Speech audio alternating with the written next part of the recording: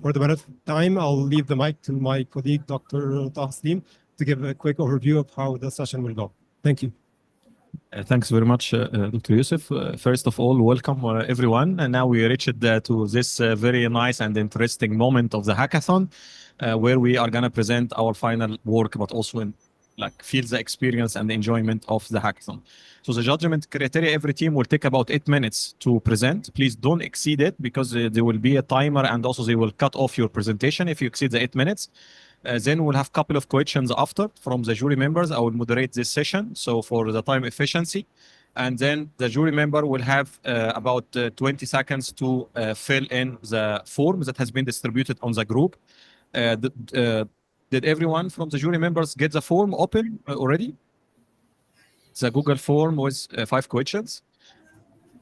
Yes, you can do it. Yeah, just only if you can submit it. And then the form will have the team number, and then the jury member name, and then we have 5 questions, and the criteria will be about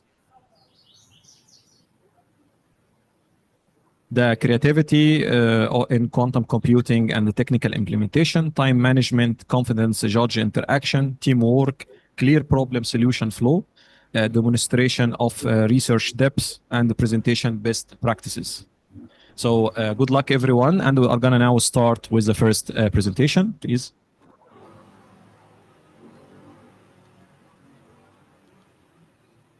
So we call the first team to step forward.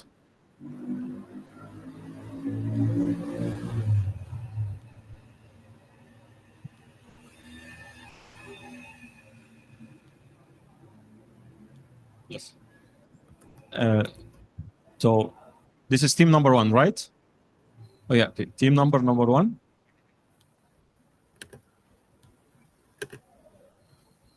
Okay. Everyone is ready? Your team is ready? Are you 3 only?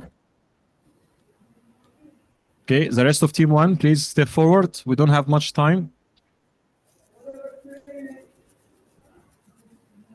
Okay, then present, and then we are going to make a note on your colleagues that they are not here. Okay, please start. Now start the counter, please. Hello, everyone. Let me introduce our team. I am Bassel Ziad. Moment.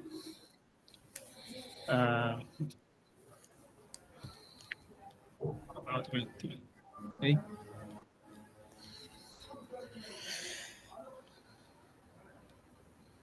Okay.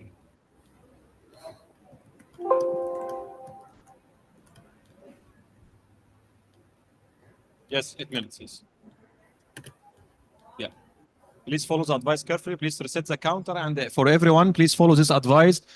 For Dr. Ahmed, budget your time and the plan. Don't speak slowly. Just think. Get your thoughts straight. Okay, start the counter, please. Okay, go ahead. Okay. I want to, before I begin, there is a sentence that is on my mind.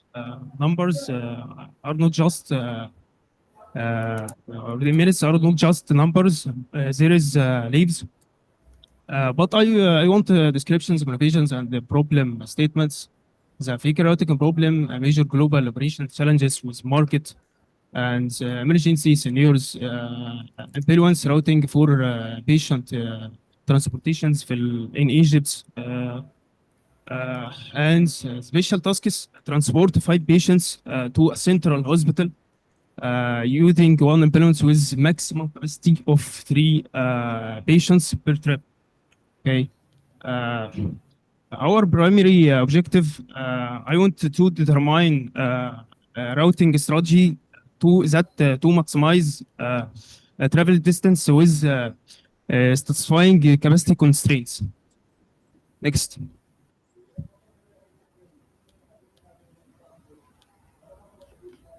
Okay, I want to describe the key constraints each trip.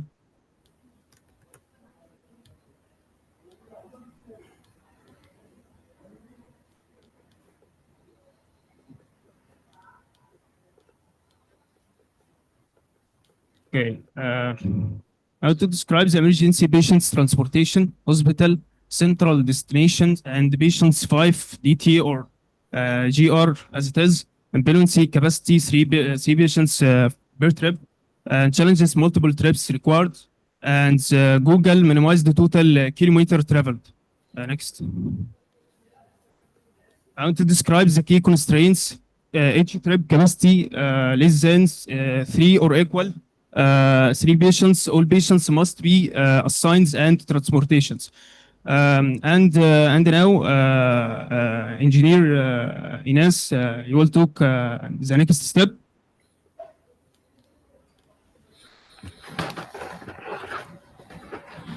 So instead of relying on the Euclidean coordinates, we obtain the real world from the open source routing machine API, which show real world map and the route directions. So this gives us the distance matrix as Whoa.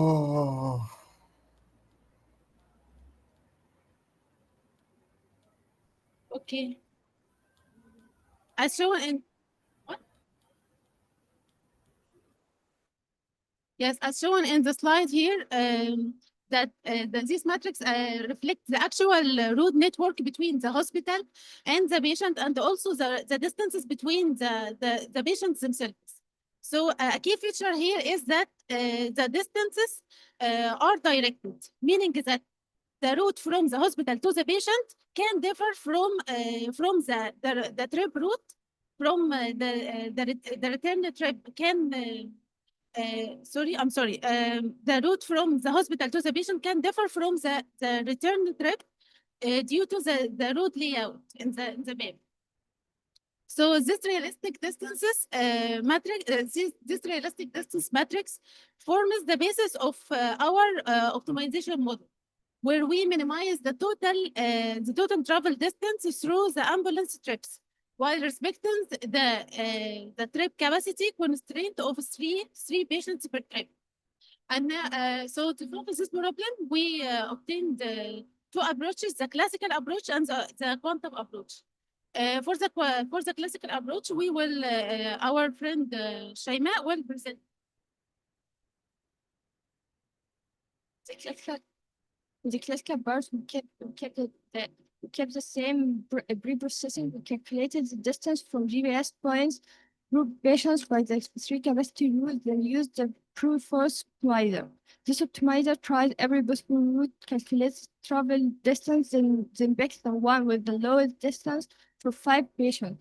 For 5 patients is 5, because we can check all combinations and guarantee that the best solution. But at the number of patients growth, the possibilities explode. 10 patients already means millions of options. That's why it becomes what we call an NP-hard problem. And there are smarter classical methods to handle this, but we used brute force as the simple baseline and as a motivation to move to the quantum part.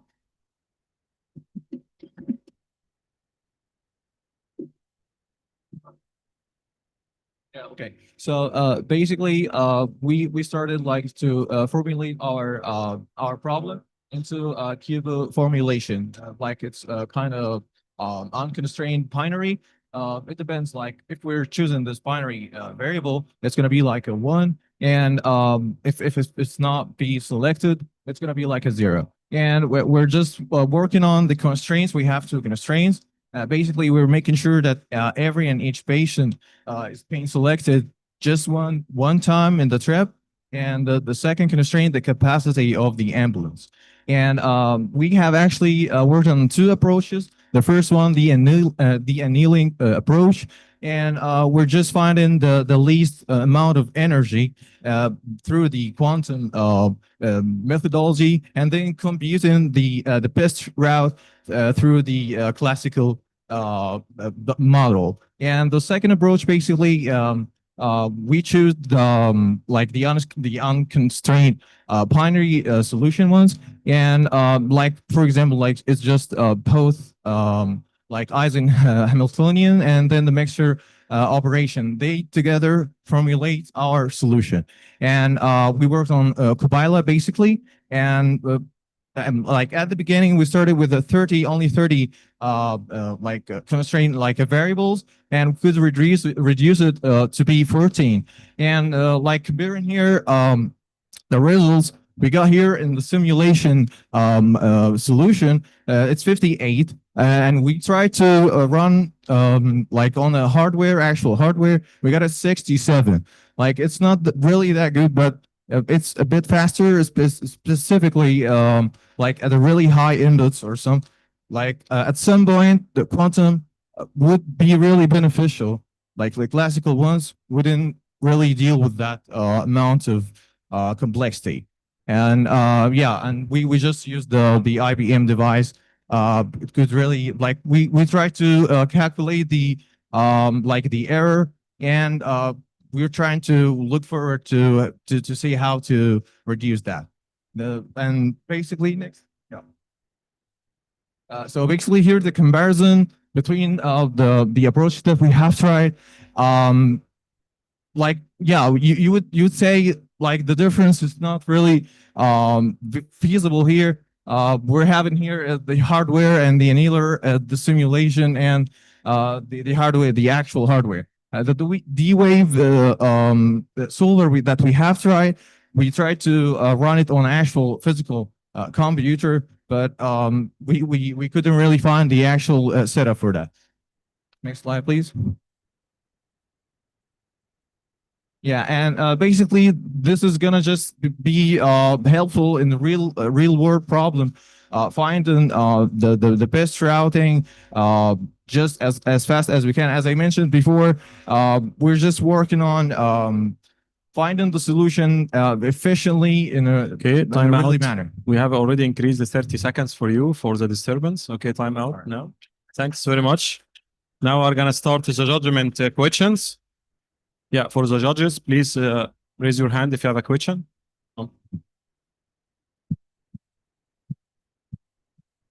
So I have a question, but before the question, I think it's important for all of us to acknowledge that this is the first team to ever present at the first Quantum Hackathon in Egypt. So I think they deserve another round of applause for the confidence. Great job.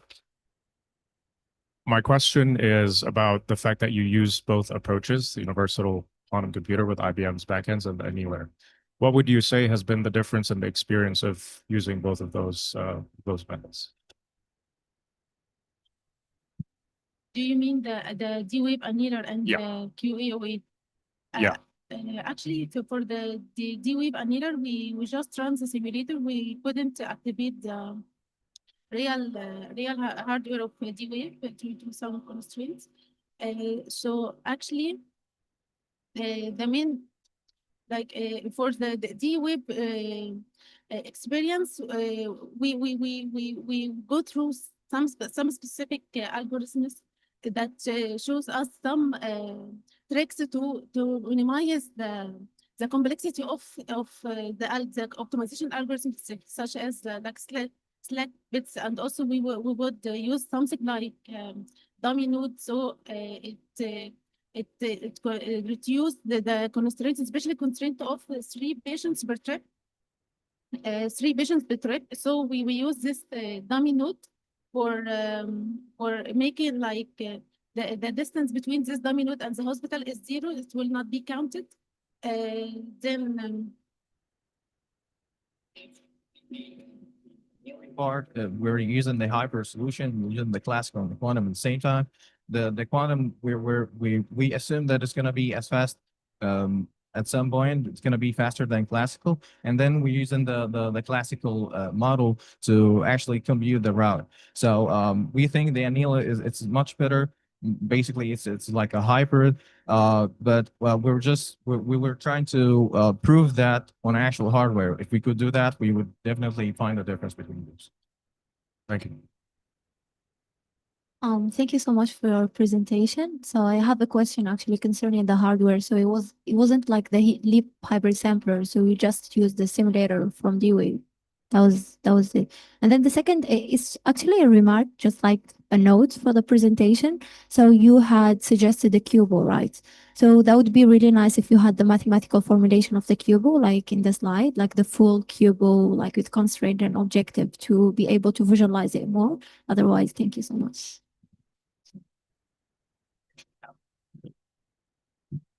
Practical question. So why couldn't you use the D-Wave? We're actually we're trying to use the Qbert, but we didn't really have the access to run that. Basically, we're just waiting for the access. We submitted a so that's all. D-Wave also like shows a great algorithms in that part, but actually they didn't like give us the full access for the real hardware. But when we see their efforts in especially the vehicle routing problem, they show good results for that part. Okay, thanks very much. Okay, time is up. Okay, big applause. Big clap for our team here, and for the next team, please step forward. Team 2.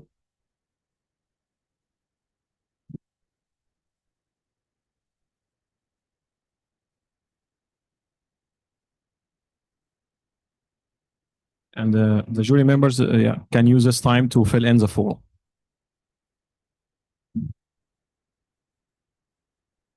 Be aware that the jury members who are not gonna fill one team and they will miss one team, we are gonna remove their judgment criteria from the form in order to be fair with everyone.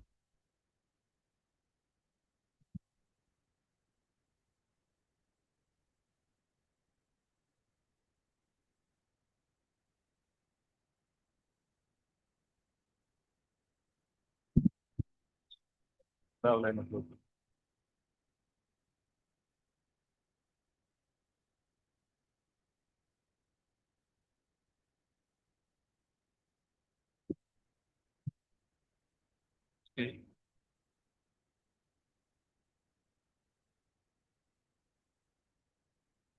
Okay, team 2 is ready?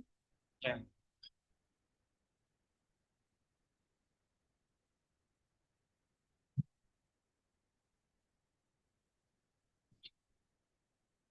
Okay, team 2 is ready. Okay, please go ahead. So good luck. Thank you. So, ladies and gentlemen, first of all, we're team carbon capture. And first of all, I would like to prove a point, which is chemistry is all around us, right? So, first of all, I would like to with a simple old school trick. Yeah. Coke and mint. It's pretty obvious.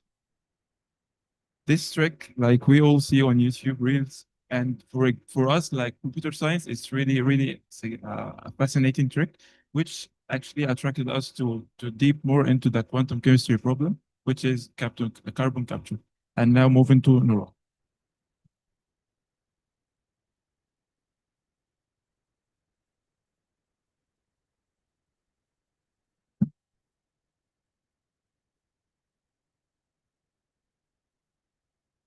Okay. CO2, carbon dioxide, is the main driver in our current climate change crisis. And to put the problem, to put the size of the problem more into perspective, in 2023 alone, the global emission of CO2 had hit 40.9 billion tons. And the energy sector is the main contributor, responsible for 73% of all the greenhouse gases emission globally. And with this overwhelming size of problem, our solutions are not scaling fast enough, as the current carbon capture capacity offsets only 0.1% of global emissions. And to solve this problem, one of the suggested solution is carbon capture methods. And the key to better carbon capture is to simulate the core chemical reactions. But simulation of the core chemical reaction requires a high accuracy, and this higher accuracy requires solving really difficult chemical equations that gets more and more complex for larger molecules.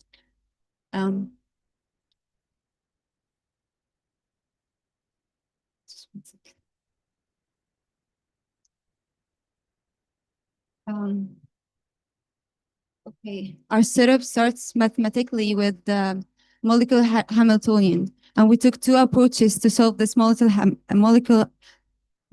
Hamiltonian, the classical side and the quantum side. In the classical side, we used the density functional theory, which we used to solve the 0-point energy, and the DMT combined with the FCI to calculate the accurate electron correlations. In the quantum side, we mapped the Hamiltonian into qubits, and we applied the VQE with the UCC, SD, and ZATS to calculate the ground state energy. As Noran said, we used to calculate the potential energy by using DMT with FCI. We couldn't use FCI alone because the molecule was too large. After that, we calculated vibrational energy by getting the frequencies from the wave numbers, which calculated through the DFT, and using the 0-point energy formula, we found the vibrational energy. Using all of this information, we tried to make a simulation by calculating the potential surface energy when we try to make the N atom attack the carbon atom. This is our results using a classical method, which shows that first the transition state, final state 1, transition state 2, and final state 2. Thank you. Now I'm going to talk a little bit about how quantum delves in. This is a variation quantum circuit. Variation quantum circuit has some parameters, and these parameters enter into an optimization process. This process is used to get the best parameters in order to minimize a certain cost function. In this case, in the case of variation quantum eigensolver, it is used to find a certain ground state Hamiltonian using the adiabatic theorem, which is from a ground state to our desired ground state. And we try to calculate the vibrational and electronic ground energies. These are important in trying to understand the reactions that we have. Electronic energies are associated more with the electrons moving between orbitals and so on. Yeah, they are also about embedded in the orbitals, and the vibrational energy is about the atoms itself, how they vibrate, how they break, how they bond, and so on. For example, this is a result for calculation of vibrational energy. As you can see, this is the graph while doing the VQE for our product, and the previous slide was for the reactants. And these are the comparisons between our VQE simulators on classical computers, the one on the right, and the classical methods that my colleague explained for CO2, NH3, and COOH. And you can see that the results are really similar at that scale. Of course, as the number of molecules increase, you model a lot of more energies, then you find a little bit of more difficulties. Yeah. And for our quantum solution, out of curiosity, we kind of developed a way to calculate the reaction pathways by trying to delve into the radius of the bond length between the nitrogen and carbon, and then calculate the energy at each point. So it turned out to be like this shape. We had amazing talks yesterday and the day before about some other new algorithms, which we couldn't leave the chance to test them. We tried to test the sample-based quantum diagonalization, which we used by ourselves on the NH3 because it wasn't available in the repository, unlike the CO2. We calculated it by ourselves, learned how the algorithm work, and decided to even move to calculate the product, the NH2COH, which is really large. But we made some calculations. We are still leaving it to move forward to get the results.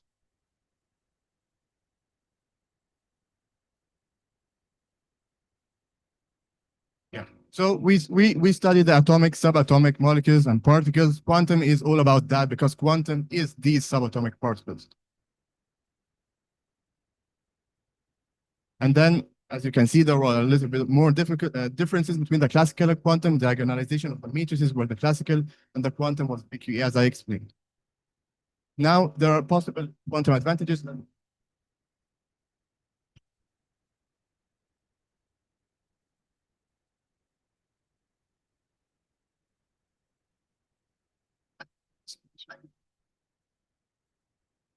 Possible quantum advantage is capability works for large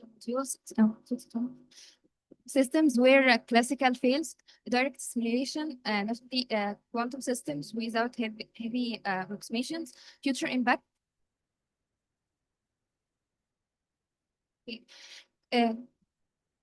Carbon capture, we have vision that when I was read research, I found that we can make ammonium carbonate to a urea by capture CO2 from industrial emissions, convert it into stable immediate ammonium urea. Okay, sorry, time is up. We have given you 10 extra seconds for the clicker problems. Okay. Big clap for our nice team here, and then we are gonna the judgment criteria. Please, we need questions from the judges we didn't ask yet. Good.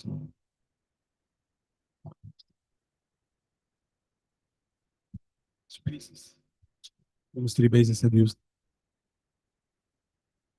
6301 bases, if I remember the code correctly. And for the product NH2COH, we had 82 qubits.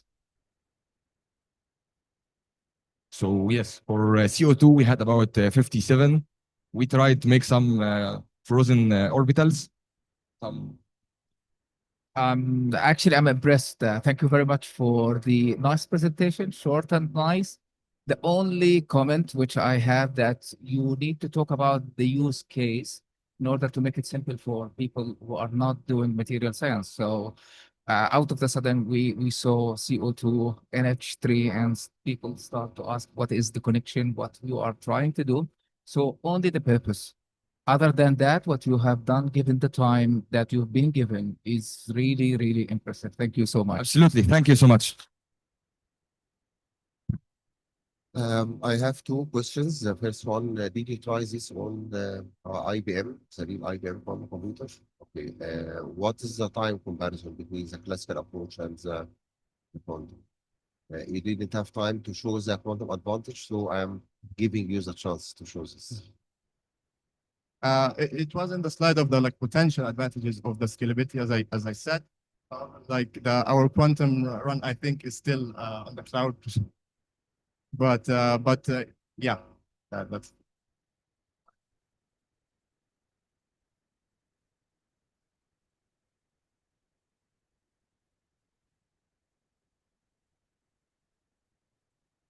So I'm still waiting for the answer.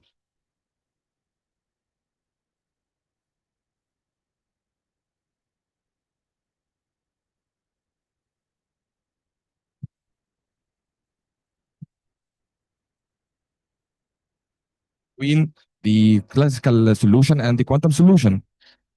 The solution provided by the classical computing part is a little bit incorrect, or let's say inaccurate, because it had some higher values for transition state 1, which shouldn't have been, because transition state 2 should have been higher. So for our chemistry problems, we talk a little, or with our understanding, of course, we think of feasibility and the correct modeling rather than times here.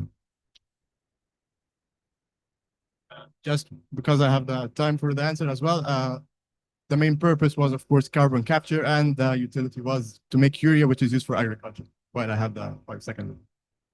Thank you. Thank you very much for this interesting presentation. So, I mean, I have concern here about training. You said you're using 83 or 84 quantum qubit, right? How many layers in the answers did you use? Yeah. No, you said you used VQE, right? Yeah. So variation quantum eigens value solver is based on answers, as you said, and Yeah, you yeah. have the number of layers. Yeah. So how many layers did you use? Well, in this quite run, I don't remember exactly the number. I can check it out after that. However, the big number of qubits is mainly because of the embedding, because we choose to. No. I'm saying about how many, because this actually translates to the number of parameters. So how many parameters do you have with the variational quantum circuit? How many parameters do you have? I don't have it here, but yeah, because at least you'll have 83 parameters, right? And training 83 parameters to compute the gradient, you need to use the shift rule, right? So I would assume the training time will be tremendously large. So I have a concern here. How did you manage to train quickly? it didn't actually finish training. Because we just like left the job and then we came here because we tried to simulate, but they haven't really received.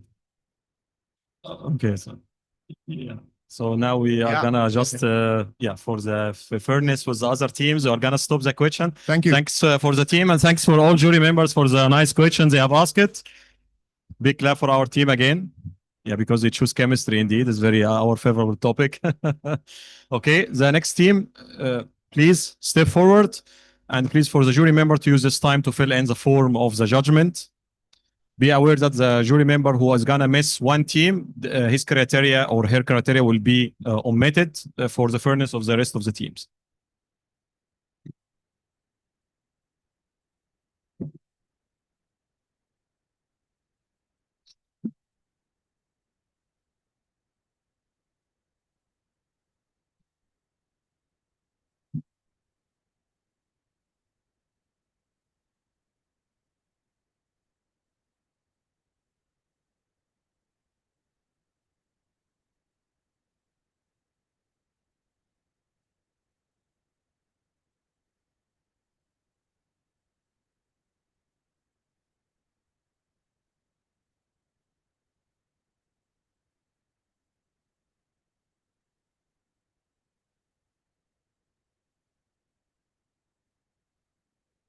Okay. Team 3. Where are the members of team 3? We have 4 members only. The 5th is missing. She's here. They asked her to put her back away. Okay, so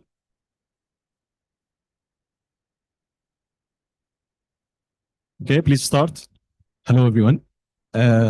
Every second, 1,000 metric tons of carbon dioxide are released in our atmosphere. This statistics is from the International Energy Agency. This amount of carbon dioxide threatens our lives and the lives of our future generations, and a lot of effort have been put to limit this. However, carbon capture is an innovative solution from a different perspective to solve this problem.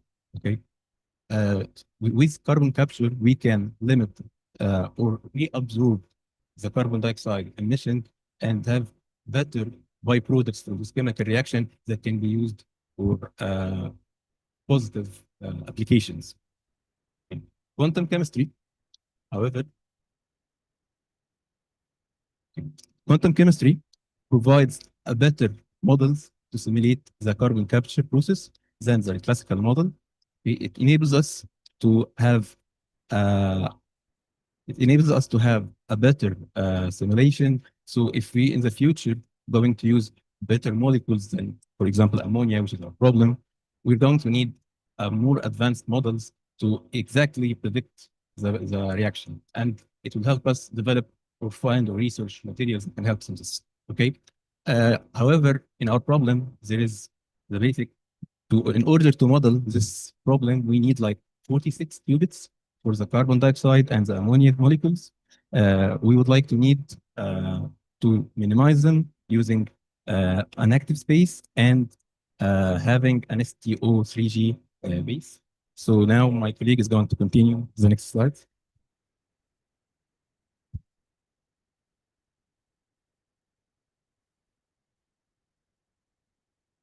Okay, let me give you to around to know what we did in the computational classical model we did. So actually we did just 4 steps. My first step I have is a setup. So I have visualized all the atoms we have like molecules, carbon dioxide and ammonia. So we have 3 phases actually to combine.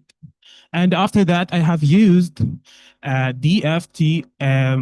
First, we just get all the electronic energies, and we have applied it on the diagram here. I will show you. After that, I have used BES scan. We have used it to get the binding energy because if the binding energy getting down, that means the molecules can interact easily. So I have made all the diagram here and get the slowest point here, and it getting me what is the minimum binding energy to make this interaction. And the distance we have is 3.2. It's the perfect distance to make the 2 molecules interact together. And after that, I have did vibrational analysis. So I have did the vibration and frequencies have actually a lot of important. It's too important to understand how interacting between the molecules. So this vibrations between CO2 and NH3 separately, just to study this case and know actually this interaction how can be done. So after that, I have made measured by HK and CSSD, and I make just VS. It's a reaction pathway of the combination in H2COOH. So we will find here the process I have did to get the hexagon matrix I have used in this court. This is all about the classical computation. Let's go. Okay, now is the quantum model. Why we use the quantum? Quantum is basically the language of chemistry. So it's perfect to get better results for the electronic configuration. Our methodology, we started first by using VQE, but we then transferred to SQD because we found that our problem is a bit complex and VQE couldn't like perfectly get the results. And SQD was like better to surpass these limitations of VQE and to provide reliable results for the reaction pathway. So what are exactly the advantages of SQD? It gives accurate energies, as I said, and it's fast and efficient. VQE used to have like a very long runtime to give us results. And it's when applied to like hardware, it's more of noise friendly. And it directly maps to the reaction pathway. We don't need like to have a midway like we did in quantum to transfer to the reaction pathway. And this is for the code workflow, how we implemented it. We started by building the molecules. We defined the NH3 and CO2. And then we did something called Hartree-Fock to get like an indicated guess for what will we get for the energies. And then for optimization, we did active space selection to get only the valence electrons to participate in this interaction, to not have like a very large number of qubits. And thus, then for the SQD step, the major step of the SQD algorithm, it has like 2 parts, quantum part and the classical part.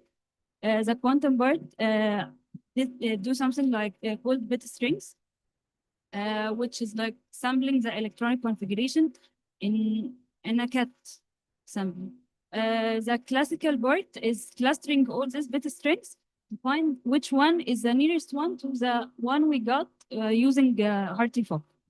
And then we simply model as here's as in the graph, we get the reaction pathway. Then we compared both the classical and the quantum, and we found that these are the graphs.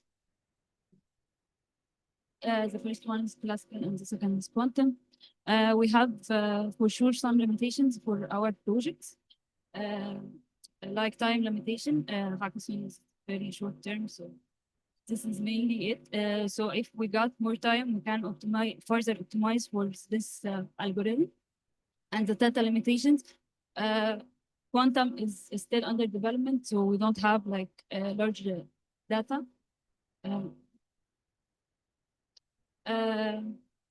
And technical limitations due to the software we are using is not developed enough to run like more advanced algorithm. And for future recommendations, we need to do error mitigation for real quantum hardware, but this is more complicated, very complicated actually. And we can use like a hybrid system using quantum and classical and optimized. Thank you. Okay, thanks very much. Team finishes on time indeed. Okay, time for question.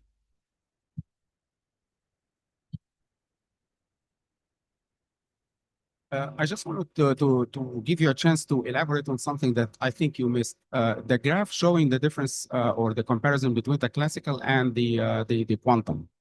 You just skipped over. You just showed us the slide, and then you started talking about the next slide. Could you at least elaborate for half a minute about it?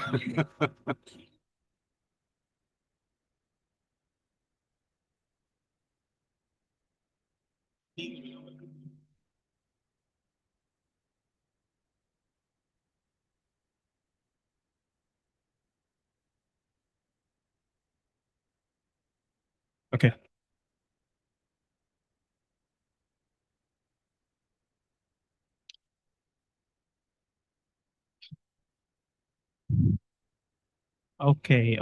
Okay. Actually, this graph is the same of this graph, but it's just simulated. It's have a lot of simulation. So let's focus on this graph. Okay, it's have the same pathway, but it's just a line here. Give us all the variables. Okay.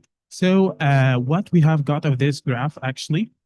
Here we have our key simulation. This is noiseless, the blue, and quantum device is red. It's what version we have used, SQD.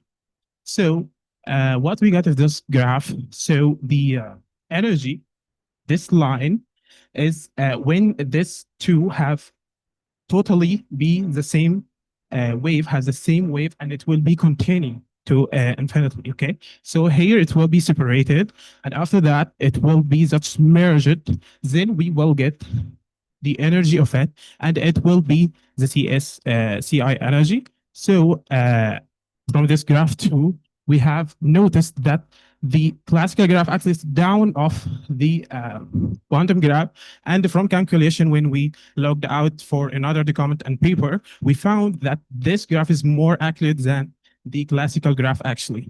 Okay, so we have a lot of information of this graph actually because it's too complicated, and this is done actually. Thank you.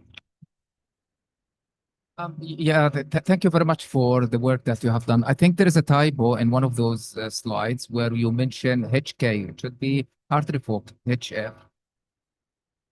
And my second question is, surprisingly, you get the result using Hartree-Fock, which is an approximation with the most accurate classical approach, which is CCSD. So can you elaborate about it? And my last question is, how many qubits did you use? Just out of curious.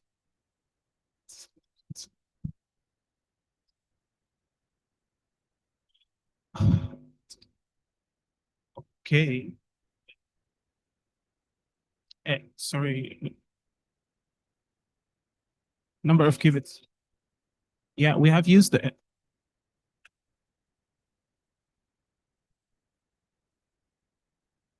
I can show you the graph. So Okay, no, okay.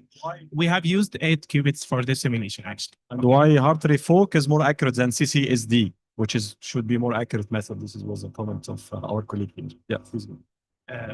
What Why Hartree Folk gives a more accurate result than CCSD method, which should be more accurate than Hartree Folk. Okay. Get back to the classic. It's mine. Okay.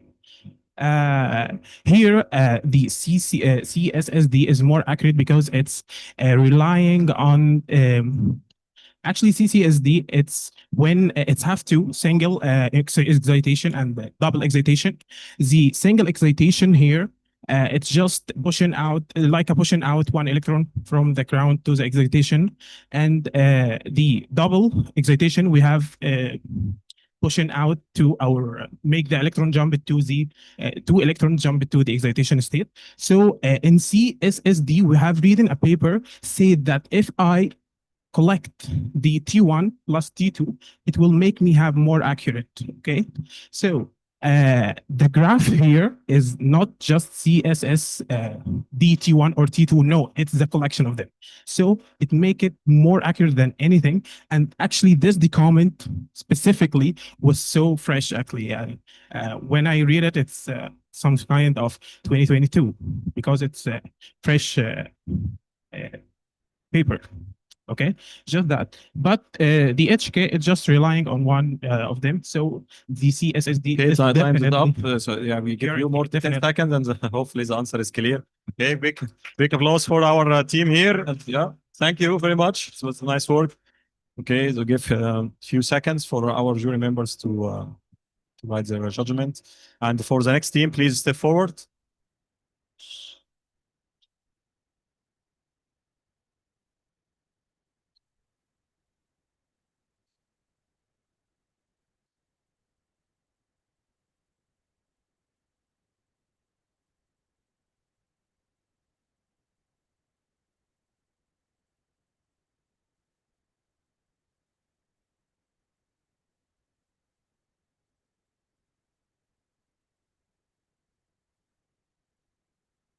Okay, where is the next team?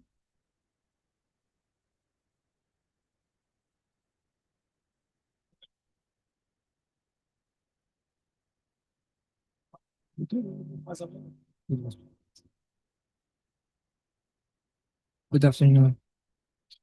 Okay, please set the counter to 8 minutes.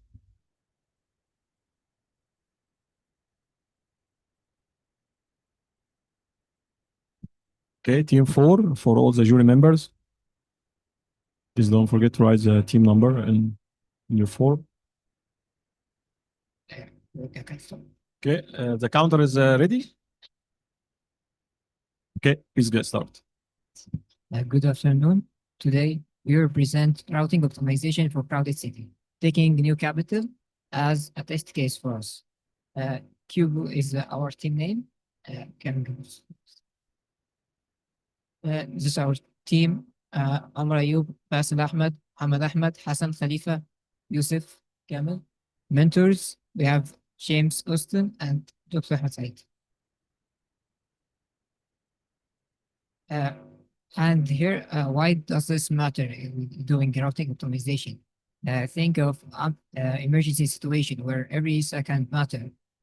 Here we have some looking at statistics. We can see how a couple of seconds may differ in emergency arrival or CPR treatments. And this is just two statistics. There are a lot, hundreds of statistics about this. Okay, table of content, we go through our classical approach and quantum approach and comparison between them and future direction.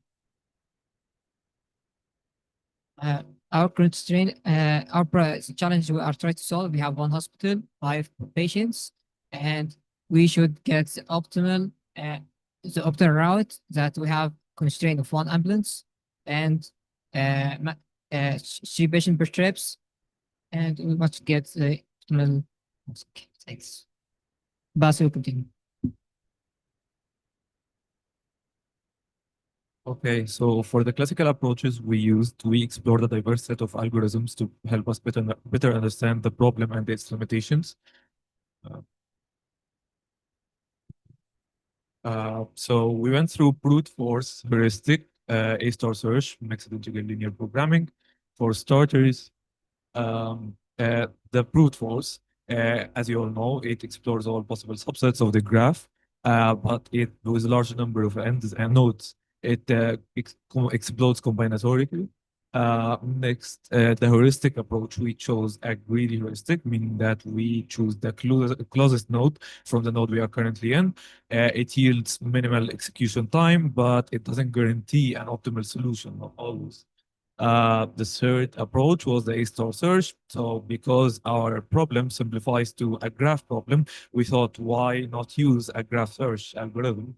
But why A-star exactly? Because it guarantees to find a solution if there exists one, and we know for sure that there is a solution because it's complete and optimal. The last was the mixed integer linear programming, and using our objective function, which is the distance metric, and our constraints, which is visiting each node only once, we can formulate the problem using these linear constraints and objectives using any mill backend or solver. One was OR tools that we used was from Google, and the other was Cplex from IBM. Next, these are the results that we reached for reference. And next, we are going to discuss the quantum approach we took with. For the quantum approach, we first started by looking for a paper with a similar problem, but we found one, but it was a bit too complex and too big for the specific case we're using. So, and it uses about 180 qubits.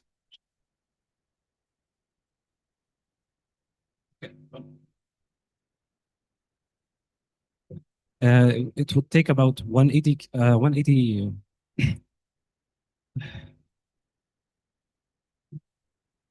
conditional variables, which corresponds to 180 qubits. So to minimize this, what we did, we assumed that the optimal solution should take 2 trips because because on average, any more trips would require you to go to the hospital to another patient and come back an extra time. This reduces it to 60 qubits. Then we could reduce it further by using putting the 2 trips inside the constraints of our objective function. So our objective function becomes like this. Instead of 3 summations, just 2 summations, and it will take about 30 qubits. Our first constraint is any node you enter, you leave. The second constraint is you leave the hospital twice, which is 2 trips. The third constraint is you don't take 1 patient at a time. You take more than 1 patient every trip you take. And the fourth constraint is you have to visit a patient at least once or once. Next, Muhammad will present the in the qubit formulation. We have first converted our constraints into penalties using the table we got from the paper. Then after this, we have combined it with the objective function to get the qubit equation. This qubit equation we have used in the QAOA by using the qubit function, mapping it with Isaac Hamiltonian. I think Hamiltonian converts to cost Hamiltonian. Cost Hamiltonian is using in QAOA alternating between cost Hamiltonian and mixer Hamiltonian, while a classical optimizer choose the parameters. And another quantum approach, we have get it in 25 qubits instead of 30. And we have used another approach, and this is the map, and we had got near it by 60 kilometers instead of 57 kilometers. And there is another approach that we have used only 5 qubits that have get us to 86 68 kilometers instead of 57. It was more inaccurate, but it gives a better efficiency optimization. And next with Hassan. Okay, what is quantum advantage? Okay, like if I do this problem similar to in the classical, I need factorial of the number of the patients. So the nature of physics and least action move with using this Kubo form and put it in Hamiltonian, we can the quantum see all the solution and give the minimize the energy, which is our cost function. So also, okay, about hybrid approach, which we can calculate the classical and quantum. Like, what if we do divide the number of patients and get the numbers is three of them and try using traveling salesman person on these three, like because three trips in the ambulance is not a scale like the number of patients. In the end, I want to say, don't give up on your dreams. And we can do plus ultra. Thank you, guys. Okay, thanks very much for the team here. Big applause to them. And I'll start judgment. Okay, thank you very much for the presentation. So actually, I have a simple question. What's Squabble?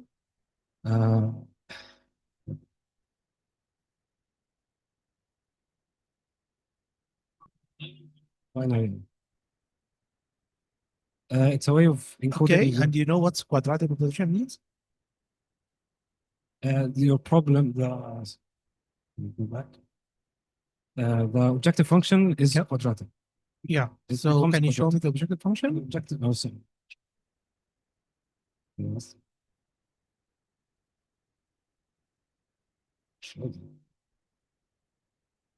Okay. This is the objective function. This is a binary variable, so you can square it, and the value would still stay the same. So that's why it's quadratic, because I can square it and stay the same. No, this should be x squared. This has other quadratic No, forms. it's because the d times x you have. You have two terms here. It's not the x squared. D is the D for this for our right. function. Anyway, how many layers do you have in your QAOA algorithm? I'm not. How many layers do you have? 2 layers. Only 2 layers? How many qubits? We had two versions, as I said. They are 25, and then we reduced the number of qubits down to 5 qubits just to get like a better optimization. And that's it. Okay, and how did you convert this representation into quantum? We just like use the quadratic program provided by the Qiskit library. Oh, okay, it automatically converts. Okay, thank you. Thanks. Any quick? Actually, I couldn't understand how could you reduce the number of qubits from 60 to 30 to 25 to 5. How has this has been done, and what's the effect of changing this number of qubits? The 60 part in the initial. Just answer without Okay, showing okay. it. Okay, in the initial objective function, it's 3 summations, and it's number of trips times number of nodes you have and the number of nodes you can go to. That's 2 times 5 times 6, which is 60. So to reduce it, we can, instead of looping, we're like summing over every trip, we can just encode, like put a constraint that makes it take 2 trips instead of. Why 2 trips? We said 2 trips because anything more would be trying all of the possible trips would take a lot of qubits. So we said using 2 trips would be a bit. So you reduce the number of qubits because you know the answer in advance. Right? No. The two is because it's if we add another trip, you have an extra edge because you have to go leave the hospital and come back again, which is on average would be more than 2 trips. That's reason. That's why we made it 2 trips. What about 25 and 20? I'm sorry that this wasn't really clear in the slides, but the way we did encode the qubits in the 25 qubit solutions and the 5 qubit solutions was different from the first attempt. So in the first attempt, the qubits really represented the edges between the nodes. But in the second attempt, they represented a subset or like a closed path that I can go in the search algorithm.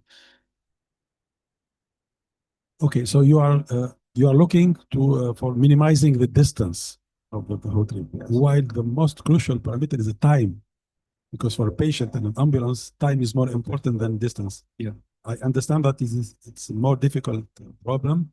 Any comment on that? Maybe for future work, minimizing time instead of distance. Okay, I might suggest that. Yeah, thanks. Time's up. Now we are giving you a couple seconds. Big applause for our team here. And for the next team, please be ready and step forward. And while the jury members use this time to fill in the grades.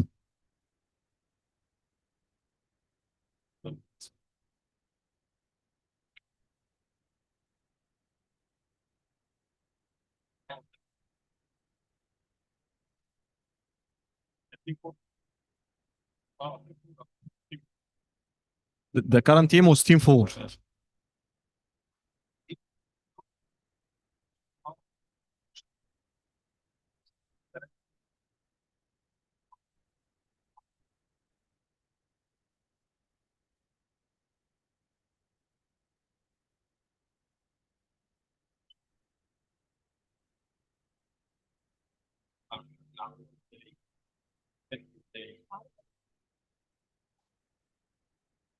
Okay, the team is ready. So, 5 seconds just for our jury members to finish the grading. Hi everyone, this is me Minna. Sorry, we need the counter to start here.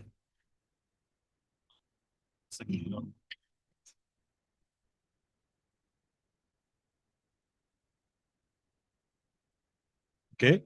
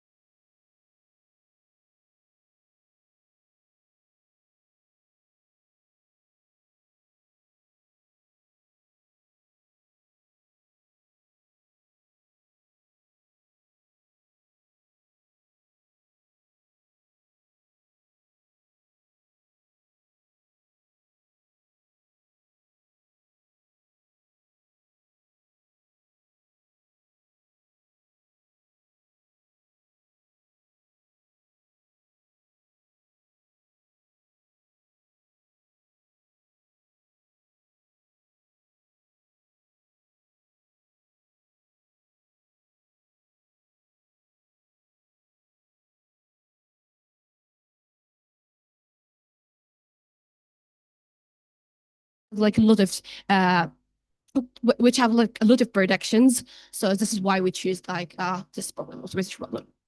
Go with Okay, so we're gonna speak about pre-processing and maths. Mainly, we found the paper speaking about the same issue.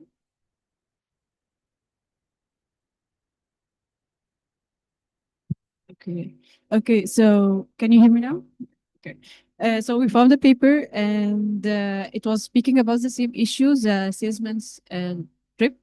And we decided like we didn't find any implementation and we tried to find the implementation for it.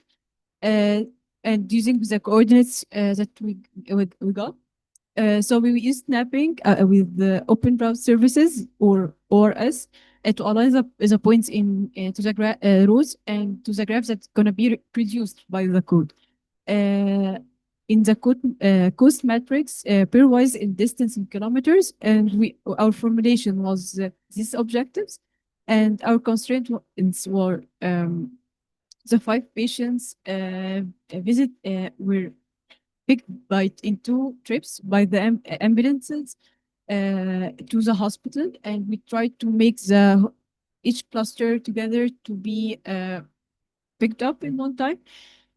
And also we had a patient in the middle of the desert, so we decided like, yeah, we're gonna try to find the best route to it and in the nearest point, but every other patient was in the exact place and we had got it. Now we're gonna speak Muhammad.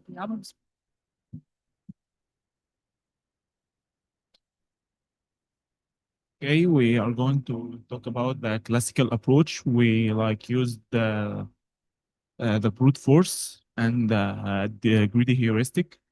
We start with the brute force, like we literally do all the probabilities that the nearest or the minimize the this distance. So we find that that the best brute force we use for the approach is 3 patients for the first trip and 2 patients for the second trip. And then we used like to compare with our brute force, we used the greedy heuristics.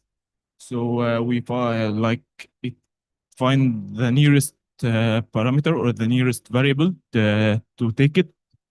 And we just like the two results is exactly like the same, that we find that the 2 results is 57.33, and the heuristic must like got approximate, but it gives the exact number because the like the number of parameters is small, so it give us the exact number of the brute force, and brute force that must give us the optimal results.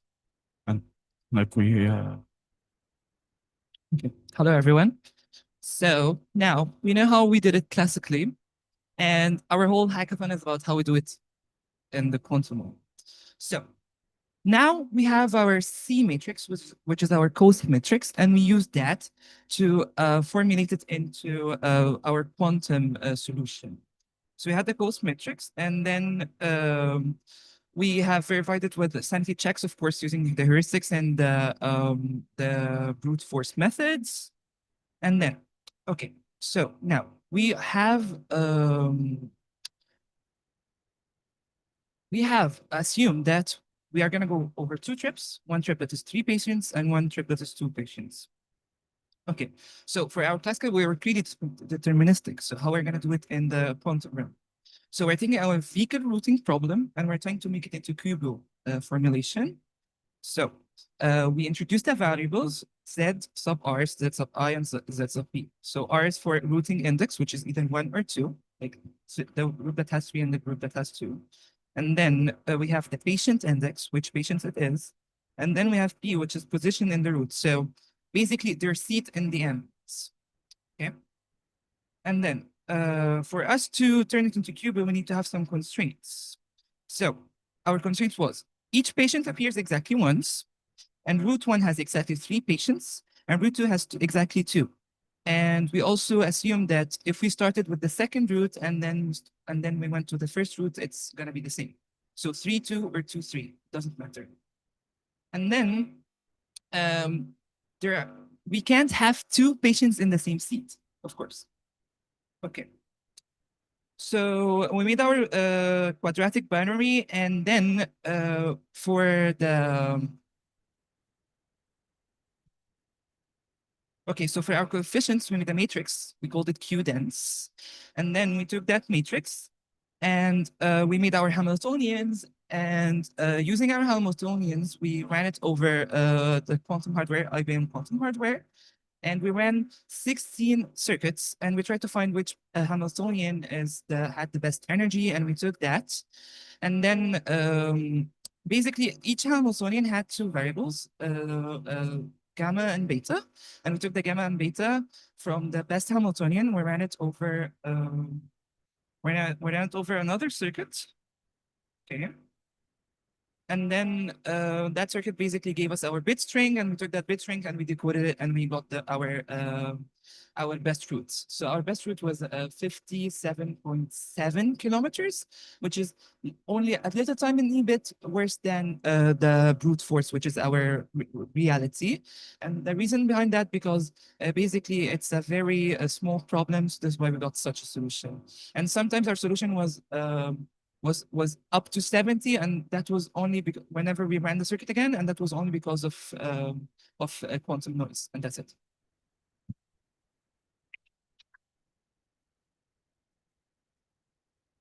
Thank you very much for our team here. Big applause again, and we are gonna have questions. Thank you so much for this great presentation. So I have a quick question concerning the penalty term. So what was like the penalty term that you have chosen for the constraints? Penalty terms were based on 3 constraints. So the first constraint was that we can have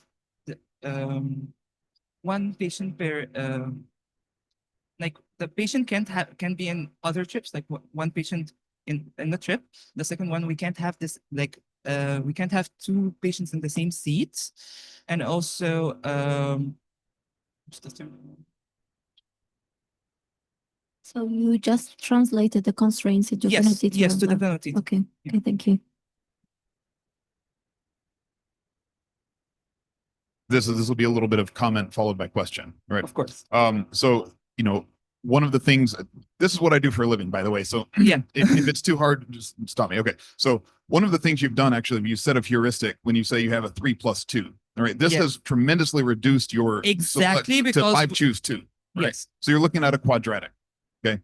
And my friend over here, he said that we reduced the number of it solves exactly because the number of constraints is small. Do you have some sense of where this breaks down and when quantum really takes over? Because at such a small scale, you can run it brute force in a fraction of a second and get exactly right. Exactly. Do you have some sense of where the quantum takes over and solving better or quicker? Like for now, we give an example, or we do a research that if we increase the number of patients from 100 to 1000, the quantum will solve it from few in a few hours. But if the quantum right now, if we really increase the number of patients to 100,000, that will take a million of years. So right now, the quantum do things it's, I can't say it, but it's medium, yeah. But yeah, it's so number of patients 1,000 a patient is good, but it's not the greatest thing until now. But in the future, we said it can solve 100,000 patients in a few hours. We don't know. Add to that we're only focusing on the time complexity, not the space or the energy complexity. And any other questions?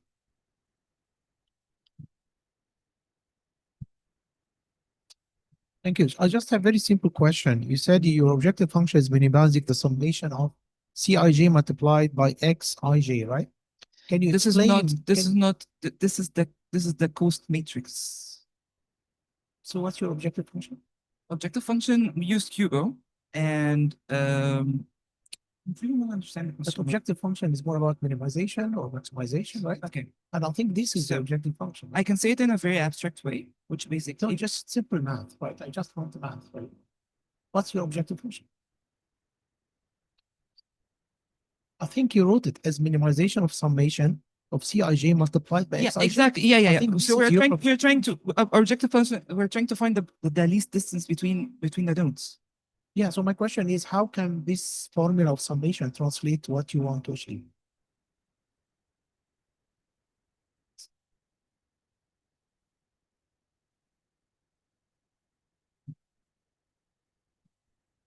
Oh, thanks, Dr. Ahmed.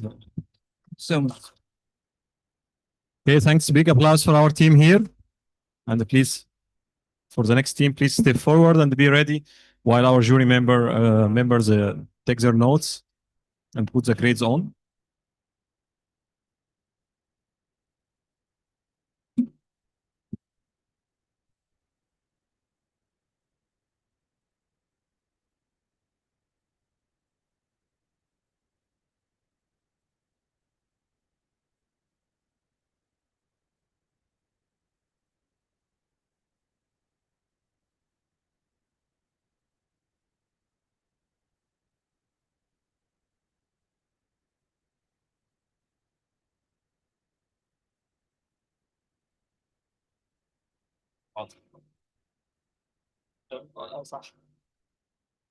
We had team 5 now, and the upcoming will be 6, but 5 for the grading.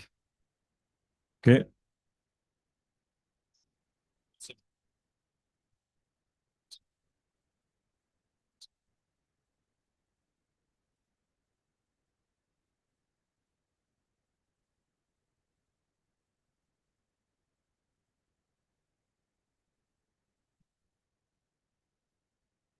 Okay. All grades are on. Okay. Q medicine, where quantum AI makes health. This is our team. Imagine waking up someday and you lose control of all your body and you don't know why. This is exactly the problem we're gonna state today. Parkinson data disease is a disorder that the challenge really faces doctors. Why that because of 30% of make 30% of the neurons making the early detection hard. This is what makes early detection matter. In 2019, around 30% of 300% of 300 person died because of this disease. That's what makes doctors suffer from this challenge, making quantum AI and the AI machine learning bring new hope and give a new solution.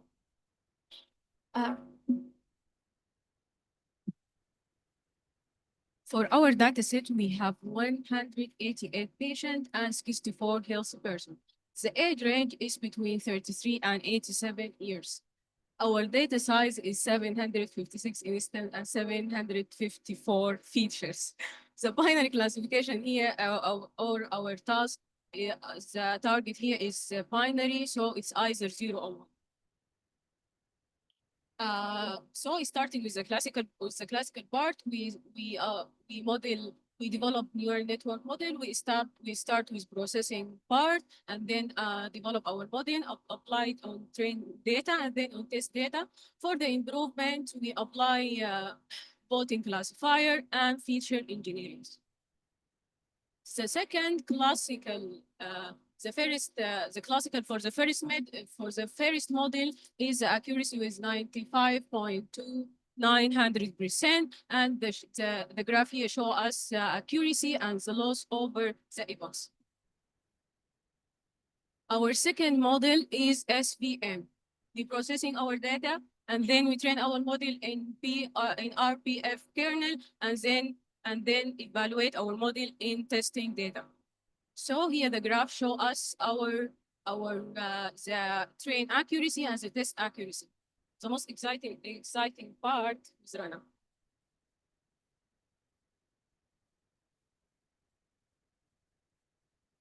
Why we use quantum machine learning in the first place? High dimensional power, speed advantage, and deeper insights. But full benefits depend on future fault tolerant and quantum computers. Okay, for our quantum solution, we decided to use VQC as the simplest and the general solution for all quantum machine learning problems. So first, we need to know how can we convert the classical data into quantum data. So we used quantum encoding. we have three approaches to encode the classical data into quantum data. The first approach is to use angle encoding. Angle encoding is to convert the classical data into some rotational angles, and each qubit is mapped to one feature. But for this type of encoding, we have to do some PCA because our data are over 700 features. So we used PCA to reduce the dimensionality, and also we selected the most correlated features. But honestly, we used feature maps, and especially we used Z and ZZ feature map. Why feature map rather than angle encoding and amplitude encoding? Because angle encoding is amplitude encoding first is very noisy because of its circuit depths. So we decided to shift to feature map because it's more sophisticated than using angle encoding. So we used that and ZZ. Then we used some ansatz. It's hardware ansatz. This is the full ansatz. So we used real amplitudes and efficient SU2. We do some repetitions for the ansatz to get higher or the suitable thetas. It's about to get the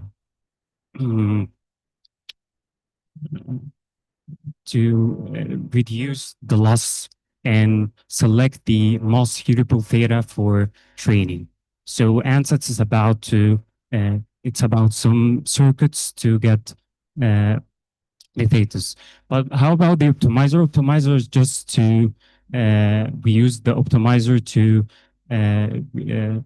select or I don't know.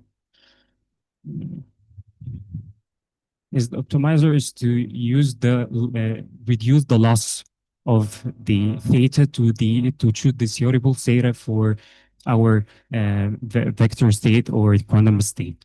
So as we see, the accuracy for the for the 4 qubit and Z and real amplitude and 10 repetition and SPSA is 75, but it's not promising. So we decided to convert into SVM, QSVM, and this is the board of my teammates. So beside the BQC model, we implemented a quantum SVM model. So of course, we started with pre-processing, used scaling, then we started reduction, handling, impedance classes. The methodology of quantum SVM, we started with encoding the features into. We started by encoding the features into quantum states, and then used quantum kernel to measure the similarity between the states, the samples. Sorry. Then I used more than one amplitude, more than one encoding technique. As we can see, angle and amplitude. The amplitude is performed better with accuracy 82%. Quantum versus classical, as you can see, best quantum SVM model accuracy is much closer to the classical one. Time's up. Okay, thanks very much. Time is up. We have to get to some. No, time is up. Okay, time is up. Thanks very much. Okay, now we start the jury member. Yeah, thank you very much for your work, and I actually like what you did. Actually, yeah. So thanks for that. And I just have simple questions about like what problems did this face you when you run on the? Did you run on actual quantum processor, right? Right. So what problems did you face? I mean, the quantum training or when? So what challenges did you face? massive number of features.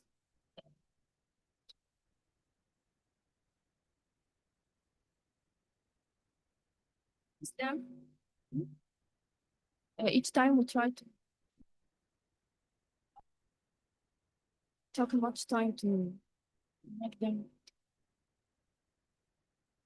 Okay, did you try to change like how to say the number of shots? How many shots do you use? For the quantum SPM, it's one time running. Used to run Number of shots. for the hardware. Yeah, for your variational. For you mean for the simulator? We used 1,000 shots for the simulator. 10,000. No, 1,000. 1,000. 1,000. Yeah. Oh, Well, okay. the problem is our data set are about over 700 features.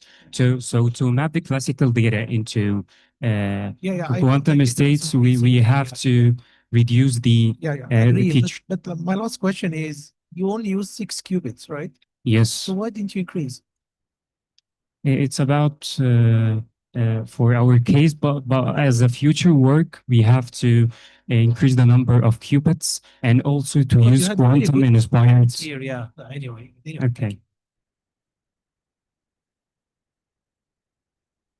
Oh, quickly. Okay. Another comment. So I also work on this. The interesting thing is that you've chosen accuracy as your measurement here. And that's not really what we want, right? This is Parkinson's disease. We're willing to give up a few false positives, but false negatives is really, really what you want to minimize. So if you were going to rerun this again, what would you do to give that measure? Actually, as I said, I need to change the answers because I use hardware answers. So I need to convert into quantum inspired answers for the solution itself to be specified for the solution. And also I need to increase the number of qubits because the number of qubits means many features can represented by the qubits and many features make the accuracy becomes more and more. Thank you very much for what you have showed and walked us through. Actually, I want to take the discussion for another level. So one of my question is, do you have any sort of elaboration why there's a difference between the accuracy, for example, between quantum?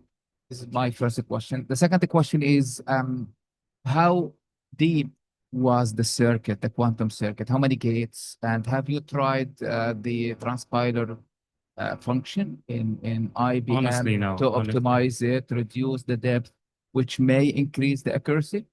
Honestly, no. But for our problem, using quantum solution was not promising actually because the highest number of features, as you see, the SVM is accuracy to 92, but going to the quantum SVM is just to 28, 82.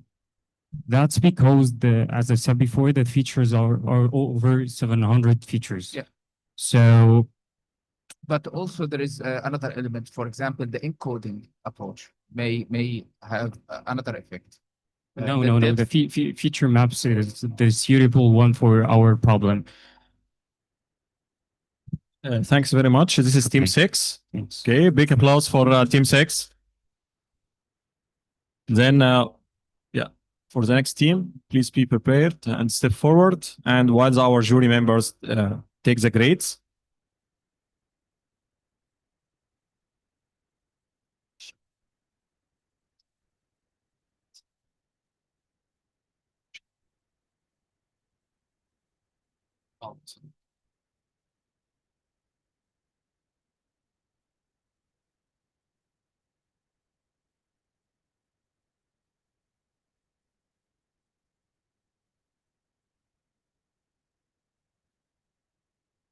Okay. For our jury members, please take the grades.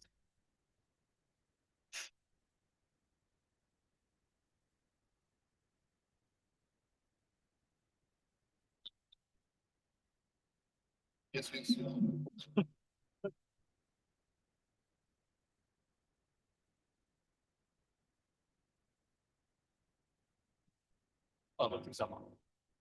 Team 7 is coming.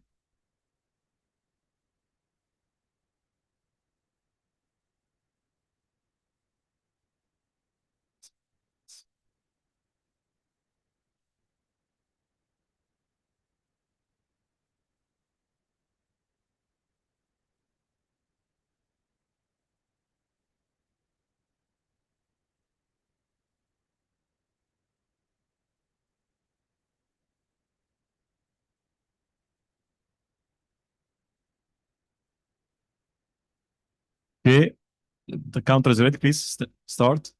Good afternoon. Our problem here is smart traffic optimization in the new capital. Uh, this is our team. We're team 7. This is the traffic here in Egypt. So Egypt is shaping its future with new cities like Sheikh Zayed and new capital, designed to represent modern living, sustainability, and smart infrastructure. With traffic here, it's not only waste of fuel and time. It can also risk lives in emergencies. Picture this: an ambulance want to pick multiple patients to a hospital. Every route choice matters, and a few minutes of delay can change everything. To our real world problems, hospitals and emergency care, police and security, firefighting and civil defense, metro and public transportation, school and public services, and smart city logistics. This is our table of content. Okay, I will speak about the problem definition. It is the same problem definition over and over, so I will be short as soon as possible. So, okay, our problem is a variation of the solving salesman problem, the classical one, but it has a different point. But we have some nodes, and the solving salesman problem should pass through all the nodes with the shortest path ever. Okay, that's our scenario. We have an hospital here, and the ambulance should pass through all these patients. That's our problem, our scenario. The difference from the classical salesman problem is that we have a limited capacity for the ambulance, which is free. So we have to go through the 5 patients on multiple trips. Okay. Okay, for formulation and pre-processing, we make a comparison between the Haberson and the OSRM to just know which method is available for our problem. Quickly, Haberson is a mathematical formula to calculate the shortest distance between 2 points on sphere using their latitude and longitude, but it ignores route networks, traffic, and trips. While OSRM it can optimize routes for multiple patient and location, and it's high performance routing engine built on OpenStreetMap data used to compute real world road distance and routes. This is our distance calculations as you see.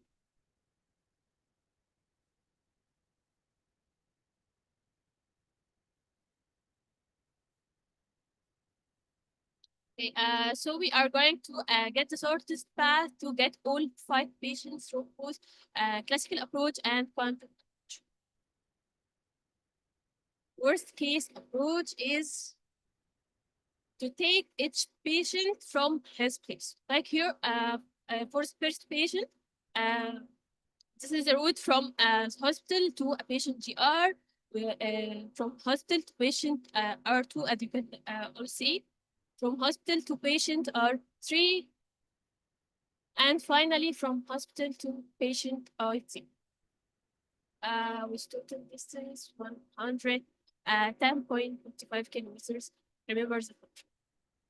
After knowing the upper bound, that is 110.55 kilometers, our classical optimization, we use to strategic implementation, which is brute force and greedy.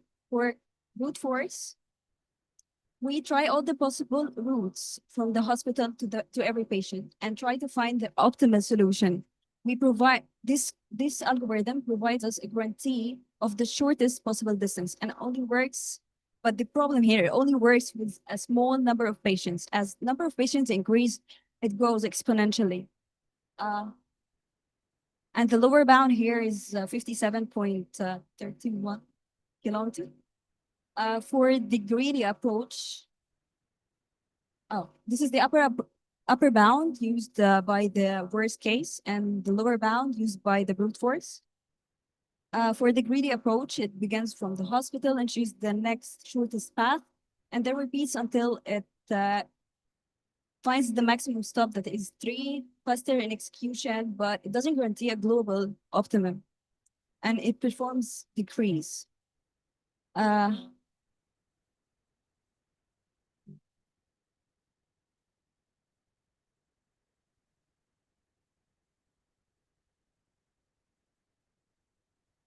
Okay, for the classical challenges, we have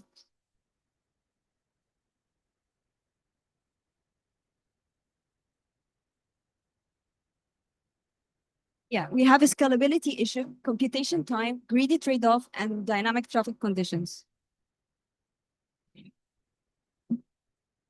Now, for our quantum approach,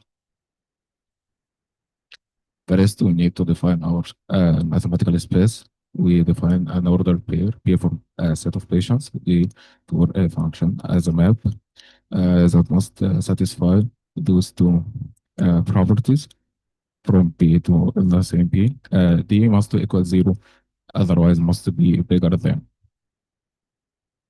Okay, firstly we defined it as a Harbison formula. Then we use the OSM to get more realistic path distance. We defined our cube variables at that X and J and T. If patient I is visited at stop J of trip T equal 1, okay, it's true, else will be 0. For this, if we compute, it will be 30 binary variables, which already will be 30 qubits. Our constraints mainly is that, okay, every patient must be visited exactly once. For all I, will enforce the third constraint, and the 3 will enforce the second constraint. Okay, this is our objective function. We try to minimize the total distance. Those terms, what makes it quadratic? Okay, H in the first to enforce, we start from hospital. H in the and to enforce that we must end in the hospital. Start hospital steps hospital. Okay, our implementation formula to map the QUBO model and solved with QAOA using Cascade. However, in practical, running QAOA with 13 qubits leads to exponential growth in time. To mitigate this, we try to eliminate one of dimension. So we try to eliminate I. Actually, we eliminate J, okay. Dropping the J dimension in the quantum layer, thus qubits from 30 to 10. Then we applied a functional F from classical filter that validate the third dimensional. Okay, then it print only the validate solution, otherwise will not print. Okay, we run this simulation 122 times. Minimum value was the class. Time is up. Yeah, thanks very much. Thanks very much for Team 7. Yeah. Questions? Thank you very much for your presentation. Can you please elaborate on this? Okay. This account of time I run the simulators. Meaningful total distance was 63. Standard deviation is 4. Okay, minimum value was the classical value that we got when tried the brute force. Okay. Okay, max value was 68, which is good. This is the distribution total trip distance. Okay. It's very close to the classical one. And this is a trip 1 with trip 2 distance. And if we saw it, let's try to go to the barrier of the quantum, barrier of the classic. Okay, just to keep it fair for the other teams. I had a follow-up question about the trade-off that you faced when you reduced, or you moved rather, the J dimension.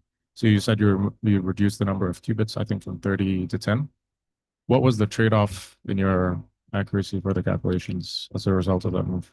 Okay, when we dropped the J, which is a stops, and added it as a filter, this add complexity ON plus LJ. Okay, so it is try to J every time it attempt to find the valid solution. But it is good as when we try 10, maximum 9 attempts, we got valid solution in 5 minutes. 30 was run for 2 hours and didn't get any answer. Thank you.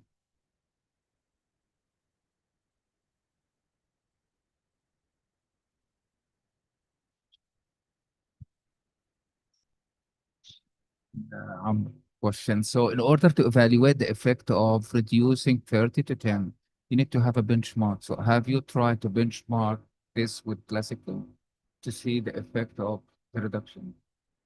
Okay. 30 qubits was running for 2 hours and didn't get an answer. So we couldn't check the optimum solution for 30. We tried to run on IBM, but first we need to convert to Ising, then applying on IBM as for modern casket, it doesn't do that automatically. Yeah, but we just to didn't have make the it time. clear, you run it on a simulator. It's not the hardware because Yes. yeah. It's still Cubo. We didn't Yeah. convert it to Ising yet.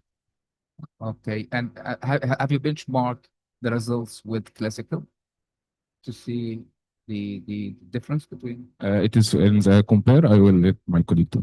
Ah. Yeah. More questions or? Just let's say in classical, it gives us one solution, but in the quantum give us a range of solutions. It's between the minimum, which is 57.31. Scarcity is the mean, and the longest was 68. Okay, any more questions?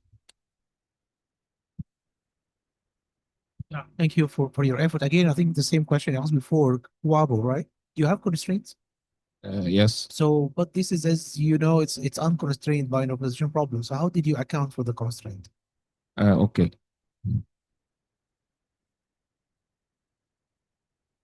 This is the only constraint. The other tools can be Yeah, driven yeah. from the So back. how did you account for that? You said it's unconstrained blind optimization, right? So how did you account for this constraint? Okay.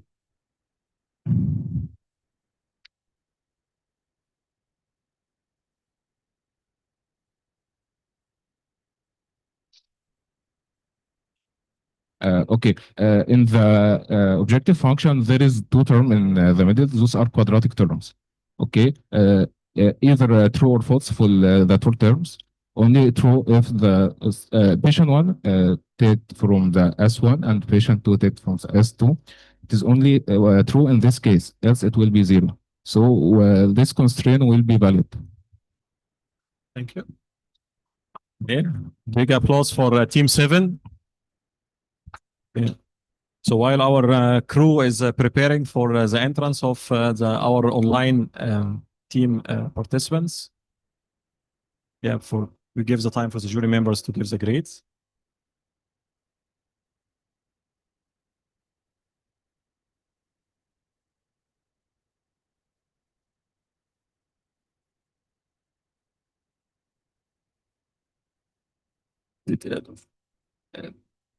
Oh, okay.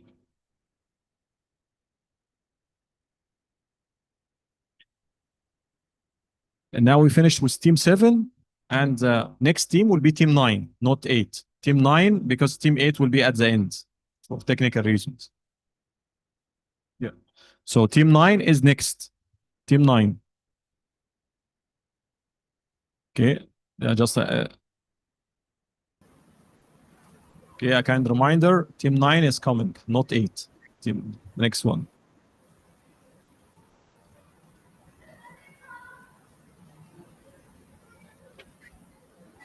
Okay, all of the members of Team 9 is present or not?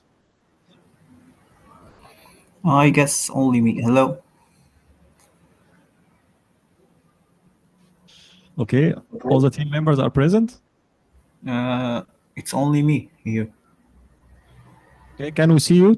So can we make an eye contact with you or ممكن تفتح الكاميرا بس لو أمكن يعني. 1 minute if I شوف مثلا لو can. زمايلك يفتحوا الكاميرا معاك ولا حاجة. هو في مش دول زمايله ولا؟ تمام. طب معلش هتعرف اسمك بس انت وبتبدأ والتيم بتاعك وتقول اسمك بس بالكامل عشان نعرفه في الريكورد وتبدأ على طول مش هنقول لك يعني. ماشي يا زكريا؟ أيوه زكريا. Okay, now we are with team 9. Are you ready? Yes, I am. Okay, floor is yours. Yeah, please start. Okay, so good afternoon, everyone. Our presentation is about Parkinson disease classification.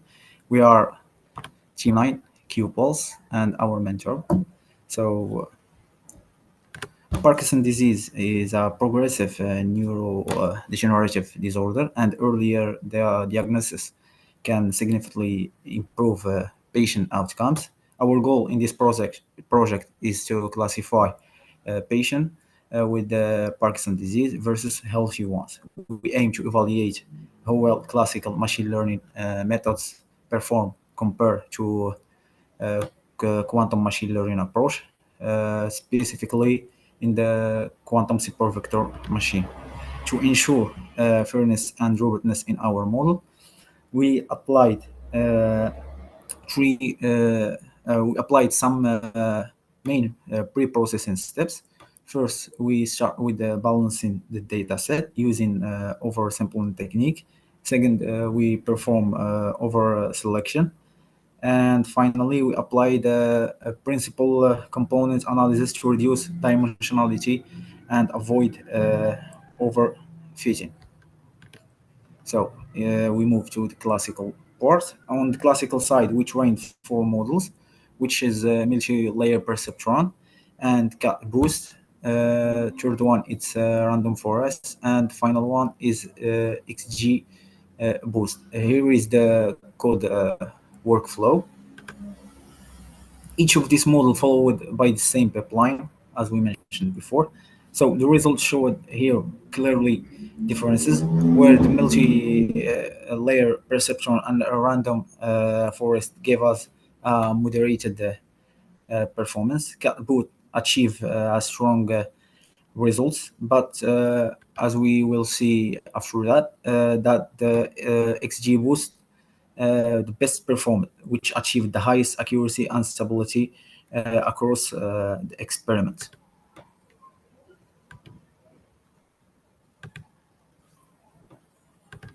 So if we talk about the quantum approach, on the quantum side, we implement a quantum supervector machine. We used the Pauli feature map with the fully entanglement to encode our data into quantum state and then compute to the quantum kernel. The quantum supervector machine was trained and tested using the same process mentioned before, allowing us to directly compare it with the classical models. So the quantum supervector machine produced a competitive results showing strong performance, especially when the feature space was reduced with the PCA, while didn't outperform the XG boost model in this experiment. We can see that clearly in this table. It demonstrates that quantum kernel methods are already capable of matching classical baseline. We can say that. So here in the table, we can see a direct comparison where among the classical models, XG Boost clearly stand out as the best performer, achieving the higher accuracy. Quantum supervector machine results were competitive to the cat boost and the random forest algorithm, showing that quantum approach can already achieve similar outcomes. So to conclude, we are looking forward to take the both models XG boost and quantum supervector machine to demonstrate high efficiency for the PD classification. And in the next step, we look forward to test some other feature encoding and other answers. Thank you for your presence.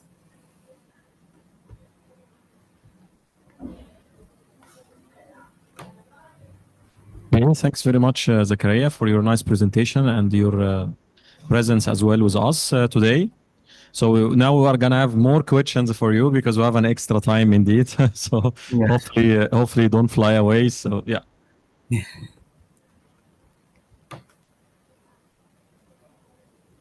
Any questions?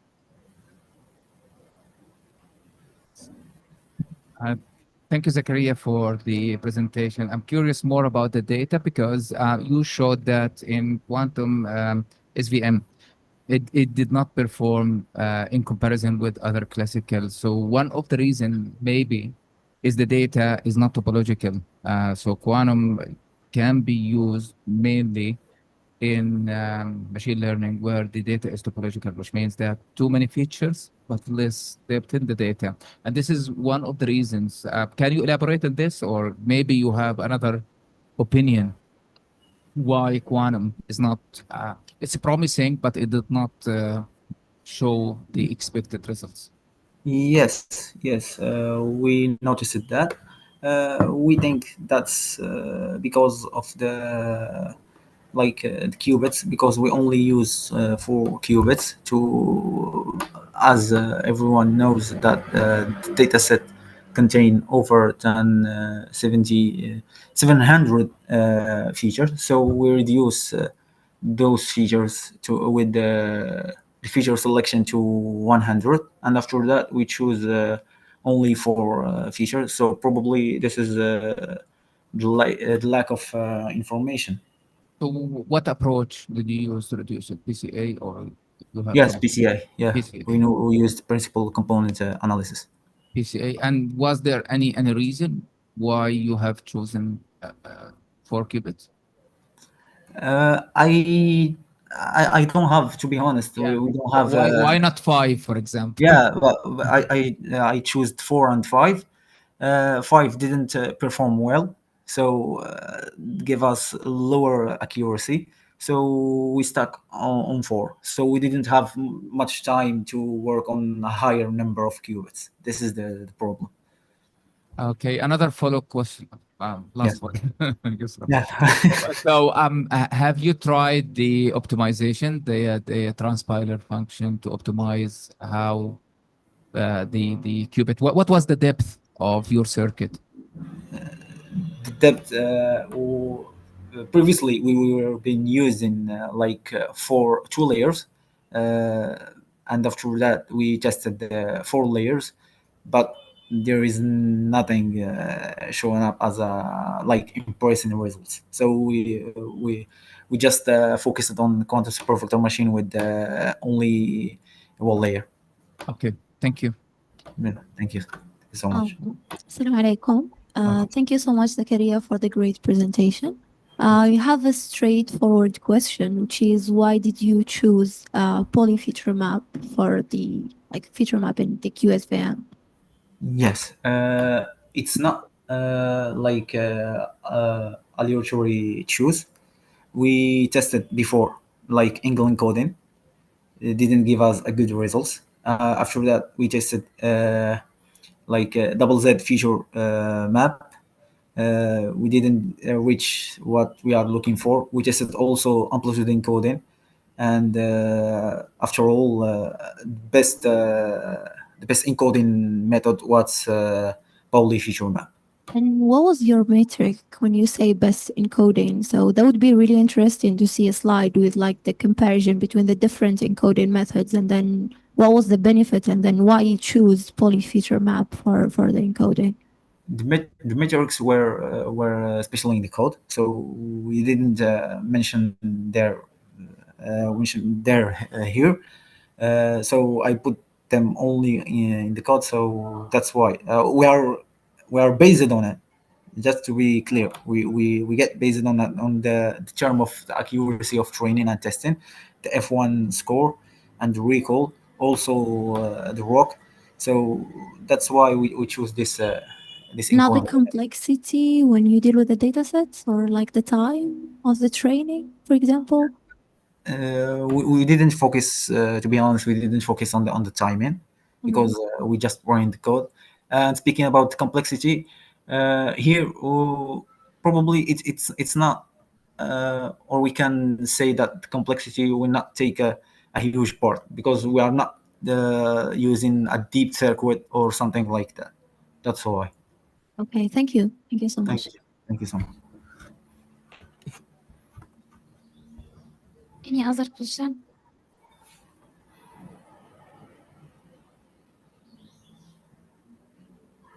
Thanks, Dr. Zagray, for your work. So yeah, so I mean, maybe yeah, I think you had a chance to use many qubits, right? So I think it's pity that you didn't go for more than 4. Yeah, because yeah, but anyway, but at least did you include? It seemed that you used simulation, right? We use Yeah. simulator. Yeah. So did you Yes. include noise in your simulation? Yes, because we use shorts around 1000, so we include the simulator, the noise. No, no, no. I mean, did you use some noise? Didn't you use some noise model to your No, simulation? no, I didn't add it. No. Okay. So did you experience or experiment with the number of layers in your variational circuit here? I didn't hear you well. So number of layers, I think this QSVM probably is parameterized with number of parameters or layers you have. So did you try to tweak this parameter and see how things goes? We tried like several times. So the best configuration, as I mentioned before, is this one. So if we had too much time, probably we will reach something better. Okay. Thank you very much. Thank you. Any more questions? Okay, so Zachariah, you are from Jordan, right? No, from Morocco. From Morocco. Okay, we have Zachariah, so we have also Arab brothers from who is participating with us in the hackathon online. Any more questions? Okay, I think that's maybe enough. So thanks, Zachariah, for the nice work and nice presentation. Big applause for Zachariah. Okay, and now we are ready to move to the next team. Team 10. Team 10 is coming while Team 10 is being is preparing. We just leave this time for our jury members to give the grades.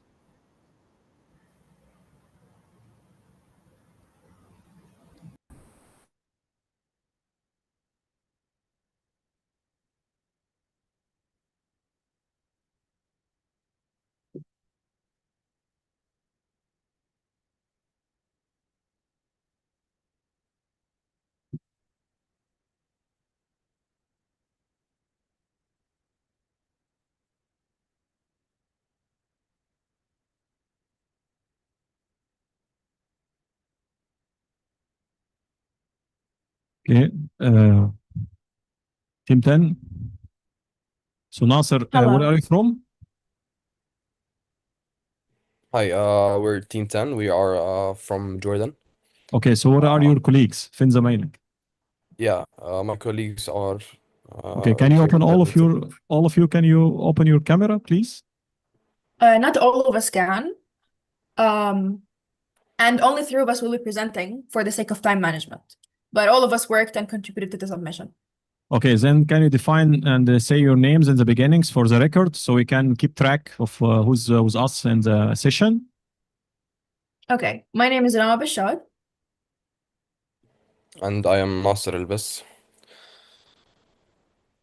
I am Yusuf Rihani. Okay, And I am Kinda Mashal. okay, that's great. So you are 4 now participating online. No, I We have 2 also more. in the team. My name Okay. is Noor Abu Ghazali. Can you say your name again, please? Noor Abu Ghazali. Okay, thanks, Noor. And those And else? we also have Khalid, but his mic is not working. Khalid Abu Qtesh. Okay. Okay, welcome team 10 and also team 10 from Jordan. Big applause to them. They are brave people. They are participating online and trying to working in the same pace and with the same speed with us as offline colleagues here. Okay, shall we start? Is the counter ready? Yes. Okay, so please start. The floor All is right. yours. Hello, everybody. So today we decided to work on the Parkinson's disease classification problem. As our team is from a data science background, we aim to apply machine learning algorithms using quantum technology to a highly dimensional dataset with significant feature correlation. Meeting the challenge of quantum computing requires developing an understanding and knowledge of the science of quantum mechanics and its underlying theories. True or negatives, the data presented a key challenge, a severe class imbalance with disproportionality, low number of individuals, the negative class, compared to a healthy individuals, which is the positive class. In order to address this, one of our primary objectives was to maximize specificity. It's a metric that measures the model's ability to correctly identify ill individuals. So here, the true negatives are the number of individuals who actually have Parkinson's disease and were correctly predicted by the model as having Parkinson's disease. The false positives are the number of individuals who have Parkinson's disease, but were incorrectly predicted by the model as healthy. So we went into machine learning with the imbalanced data. As you can see, one of the main obstacles we faced was this imbalance. The number of individuals in negative class were significantly lower than the number in the positive class. We decided to tackle this problem using multiple feature selection methods, with the primary on the specificity. We started with selective PCA. We basically identified subgroups within the dataset features that were extracted using a specific feature analysis of sound or another. And then we conducted what we called selective PCA. This gave us the accuracy of 77%. Then we decided to go with the normal thing, which is the dataset-wide PCA. The number of primal components retained were determined by a threshold of 94% cumulative explained variance. This gave us the accuracy of 92. All of this were tested using an SVM model. We'll get to that in a little bit. Our third feature selection method was iterative leave one out. We basically eliminated iteratively a lot so basically we made an iterative process on an SVM model on a full feature set. We ranked and removed the 3 features that contributed most to the highest specificity. This gave us an accuracy of 77%. The last method we used was the random forest. It mitigates overfitting and enhances accuracy through 2 randomization techniques. We used 2 models, the 30 feature and the 60 feature. The 30 feature was the 96th percentile with accuracy of 85, and the 64th feature with 91 from the 91.6th percentile with a threshold of 80 accuracy. However, accuracy isn't the only important metric. This is a medical classification, and we need high specificity. And so we looked for the specificity percentages. As you can see, the best one was the leave one out method. The top 3 were leave one out method, random forest 64 feature, and a dataset-wide PCA. Now we're gonna go to the classification with Yusuf. Okay. So for the classification problems, we tackled the problem with multiple models, including XGBoost, CatBoost, logistic regression, and SVM. While all models somewhat perform similarly pretty well, SVM seemed to be the best of them, providing us with a 0.92 F1 and 0.92 accuracy out of 1. So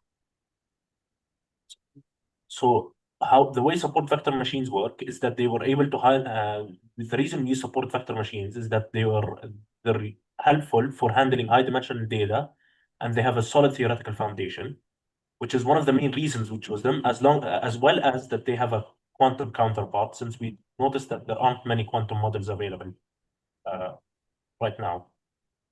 So for the quantum ML integration, for starters, we did quantum feature encoding. 2 of the main embedding techniques we looked at are angular encoding and amplitude encoding. Angular encoding obviously mapped every feature to a single qubit, while amplitude encoding mapped them to every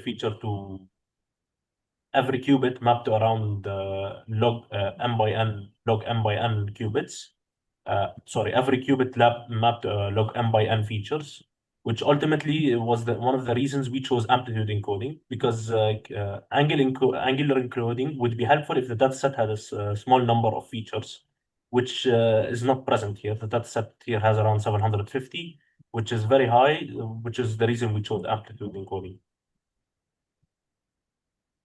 So the number of qubits we settled at was 6 qubits to represent the 64 features present in our dataset.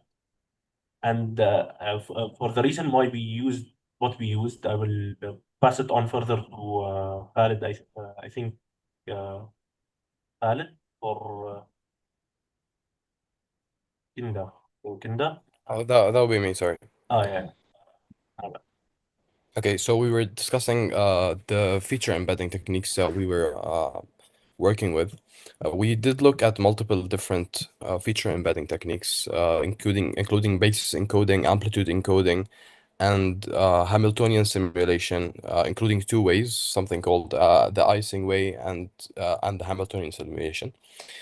So what we opted for was this data already has 750 features, and there was a lot to describe within the data. And we were having a trouble because we were having some problems because we had imbalanced classes, so less information would make us prone to more errors. So what our approach was, pick an encoding that encapsulates the biggest number of qubits, which is like if we went with 6 qubits because we were told that our like limits of qubits should be realistic, should be around 5 to 6, and for the time frame of running the model. So we went with that number and we went with amplitude encoding, which gave us 2 to the 6 features, equaling to 64 features. So that's the number of features we ended up working with. And we spent most of the time actually tuning the classical models, in hoping that getting a really good working classical model will yield us a great quantum model once we transform it, which didn't turn out to be the case, but I'll keep going.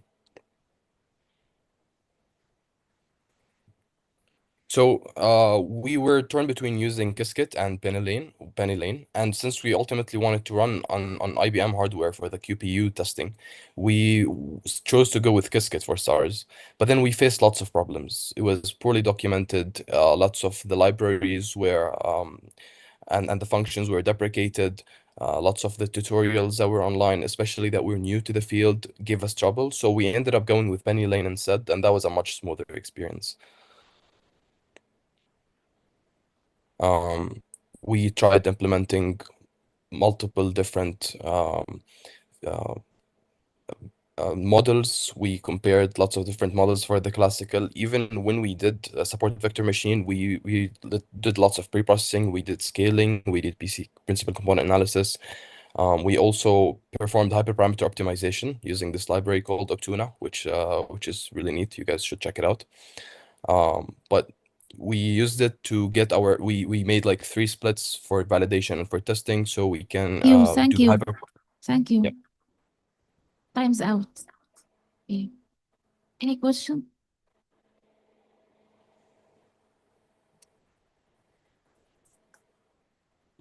Hello everyone. Thank you so much for this great presentation. I just want to point out something. Well, it's more of a remark than question. So at the beginning you choose SVM because it was better performing on the data set because you compare different like classical models and then you said like SVM is the best for the classical model. Let's create a version of QSVM and try it on this data sets. I just want to flag out that this approach doesn't work all the time. So that would be really interesting to see the 4 like classical models or the 5 classical models that you presented, implementing like 2 of them on the quantum hardware and see the comparison and not just select the best on the classical and implement it on the quantum. Absolutely. And this was something that we realized while we were working. So we actually have allocated most of our time to getting the best classical model, thinking we can simply convert it to a quantum model. And part of the reason we went with a support vector machine is that it is one of the easier models to convert to a quantum state. So we wanted to compare apples to apples. We didn't want to compare an SVM with like a logistic regression for the classical. And as you can see, there's a big split in actually the accuracy and the metrics that we got from the quantum model. And turns out these hyperparameters and the data processing does not translate simply for a couple of reasons, mainly because feature embedding transforms data in a different way. Quantum kernels inherently interpret the data in a very different way than what we use with regular RBF kernels. And also, one of the things that we noticed after reading more about the subject, trying to examine why our results were so far off from the classical, was that amplitude encoding in itself is a bit of an emerging technique that has troubles with preparing the vector that has a norm of 1, and reading out of it is also still an ongoing challenge. So amplitude encoding in itself is not that stable of a technique, which also yielded us to having less representative features when we trained the model.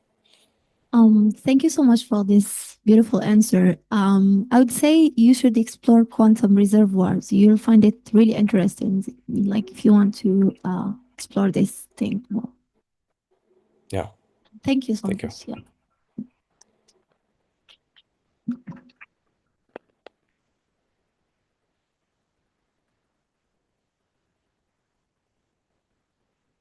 Yeah. Thank you. Yeah, thank you for presentation and work. So, did you include noise? Is this results on actual quantum backend or simulation? We did actually, and in the testing, we included 2 pipelines, one with a noise in the pipeline and one without. The results shared in the presentation are the ones that are not noised, but we have pushed the code that does the noising on GitHub. But we simply ran out of time trying to evaluate the metrics as adding Which the which noise noise resulted in model a did lot you of use? Which noise model did you use? I believe it was Rihani. I think we use depolarizing channels. Okay, without- and what parameter did you use for Yeah, that? depolarizing. We used 1% probability. Obviously, that's the base probability. We could change it as we have the way set it up, but the default is 1%. Okay, last question. Did you use backpropagation in your training on Penny Lane? Okay, well, doesn't matter. No, we did when we were experimenting with quantum neural networks. Okay, thank you. Thank Sorry. you. Team number 10 from Java. But we ended Thank up you. going with quantum SVM. Thank you. Thank you. Thank you.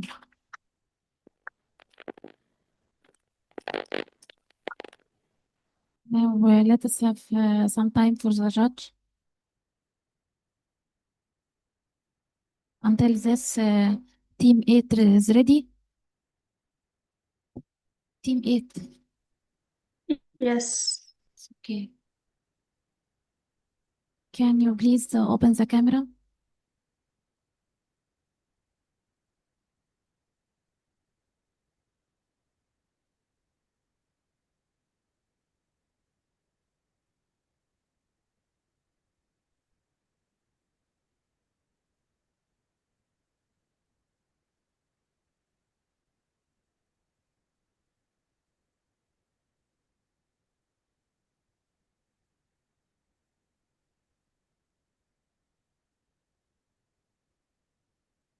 You have any colleague? Or only you? Yes, there's Hamza and Najib. Okay.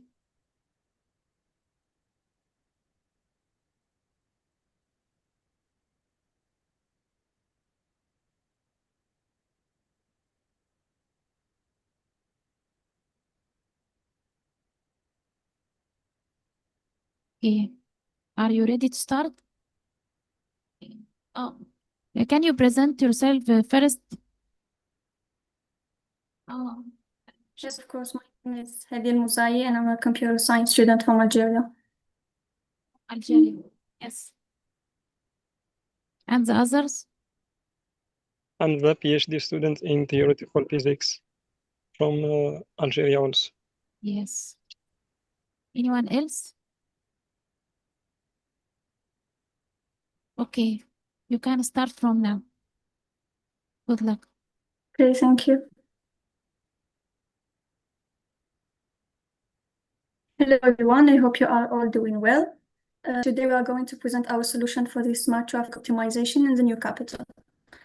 Our team consists of Nada Aiken, our mentor, Salmi Mohammed Najib, Ben Qaddour Hamza, and me, Maidil. Ambulance delays is a public health crisis. Why? Because apparently there's 20% of emergency deaths attributed to the traffic delays of ambulances. Thus, we present our solution Cortex to solve this problem. Our problem adheres to 4 of the UNESCO SDG goals, which are the health and well-being, the industry, innovation, infrastructure, sustainable and communities, and climate change. The problem that was presented to us is that there is one ambulance that must transport 5 patients to a hospital. Our goal is to minimize the total travel distance with the constraints that the ambulance can make different trips. Each trip has a maximum of 3 patients, and all the patients should attend the hospital. For the pre-processing and mathematical setup, we got the JSON data that contains the hospital and patient's locations using GPS, and we calculated the distances between each points. Then we did mathematical formulation for both classical and quantum algorithms. For the first, we used classical approach. We used a simple brute force approach where we grouped patients into 2 trips, which is a combinatorial grouping. Then in each trip, there is different permutations of patients. And we sum the total cost across these groups or trips and choose the minimum travel distance. Our solution is trackable and gave us the global optimum, which is shown in the optimal travel distance here, and was executed in 0.004 seconds. This method is exact for the scale, but when the patient's number is bigger, it became not very optimal to use. And this graph shows the optimal routes for our solution. Now Hamza will present the quantum approach that we used. For the quantum approach, we have used the QAOA algorithm. So we start by transform our problem to Cubo formulation. After that, we create ansatz and try to transform the Cubo formulation also, or do the mapping to quantum Hamiltonian. Then we try to optimize the parameter of the quantum circuit until we got the optimal parameter. Next slide. After we got the optimal parameter, we try to do samples using sampler. After that, we got the bit string, and we take the better bit string that give us the decoding of the trips. So we take the better one, and for the first 5 qubits, it showed the first trip, and the 5 other qubits, it gives the second trip. Next slide.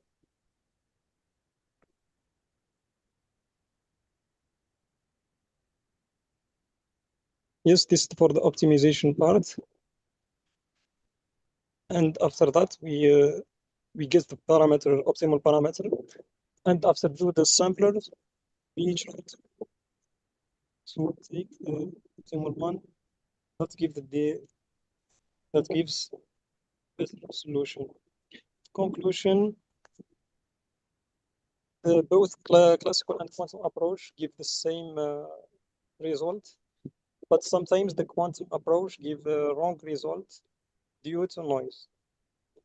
And in order to optimize this noise, we can use quantum error mitigation for better results. Thank you.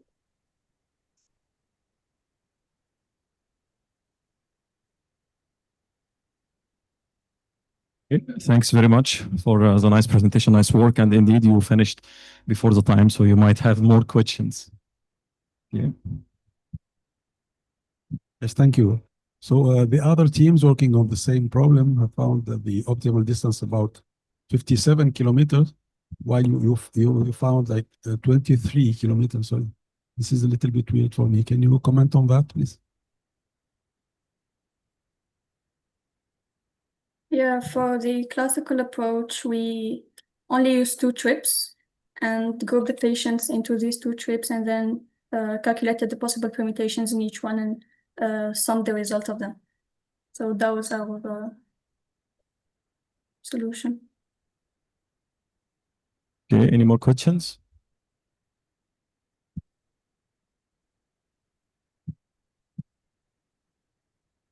I think you used the distance of the line of sight, for example. Did you use the real distance of the pathways between these locations to reach this result, 23 kilometers? or is it just the line of sight distance? What do you mean by real distance? I mean just by calculating the distance between two GPS coordinates of two positions, did you use just the GPS coordinates without considering the routes, the real routes on the map? Well, we used the GPS coordinates and calculated the distance using the Haversine formula. This is the reason. Okay, thank you.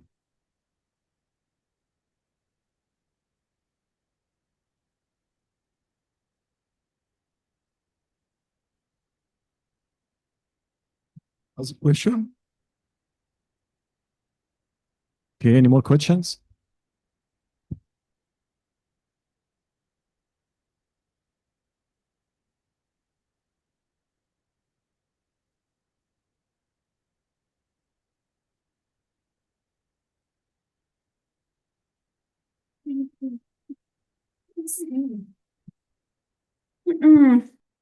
So thank you so much for this great presentation. The results are impressive actually compared to what we saw from the other teams. I just wanted to know like why you stick to QAUA for the quantum approach. Why haven't you tried, for example, Cubo plus annealing, like quantum annealing?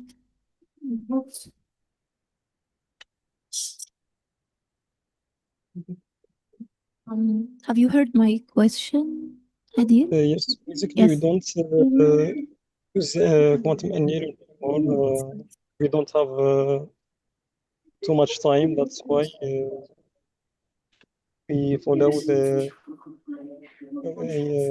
algorithm. All right. Thank you. Thank you so much. Yeah, thank you, Hadil and the team. I have a question about the depth of the circuit. So when you implemented the quantum circuit, how many gates did you end up with, and how big was your circuit? And have you had a chance to optimize it using the transpilation function in Qiskit? Basically, we have used the air simulator, so there is no transpilation. Yeah. So we don't basically we can't optimize or transpile the circuit because we use the simulator. We don't use a backend or fake backend. Okay. So Yes. can you just remind me of how many qubits you use when you reduce the 10 features? qubits. 10. Yes. 5 for chip 1 and 5 for chip 2. Okay. Thank you. Any more questions? Okay, if not, we thank Team 8 for the nice and impressive work. Thank you. And with that, we would like to conclude the session, the presentation session, and we invite all jury members to go to the deliberation room to finalize the grading of the teams. After, of course, they finish putting the marks.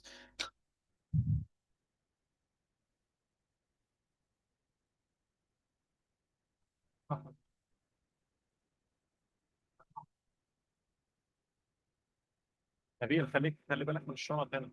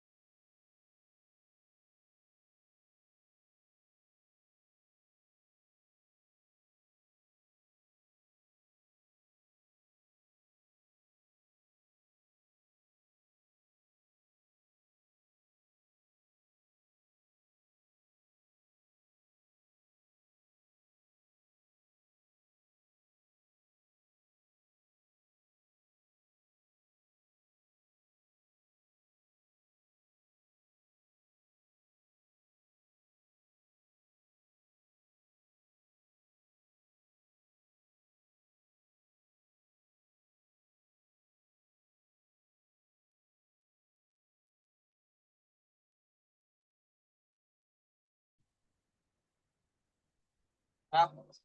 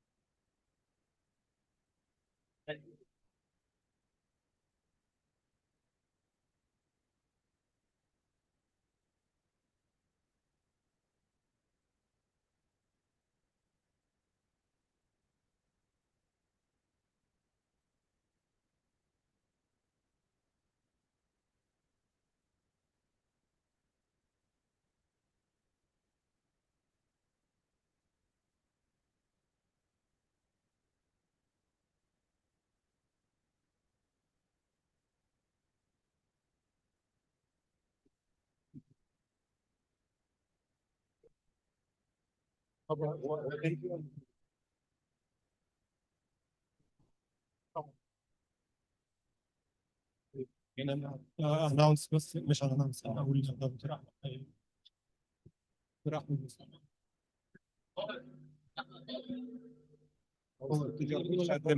لا الشاب هو ده هيقدم الدنيا كلها.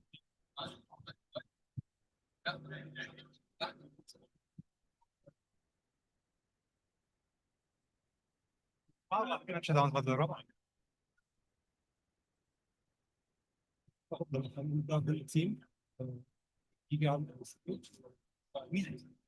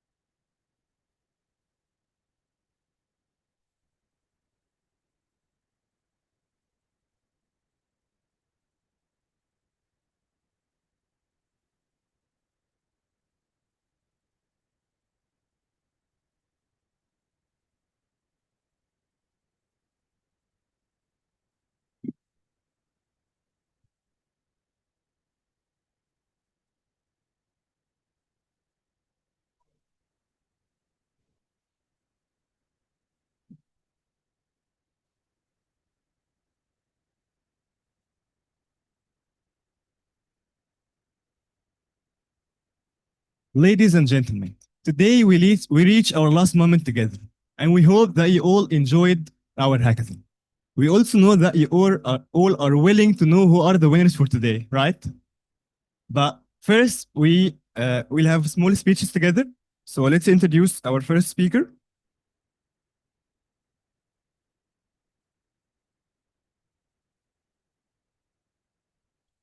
Dr. Ahmed Samir, Head of ICT Sector, Biblioteca Alexandria.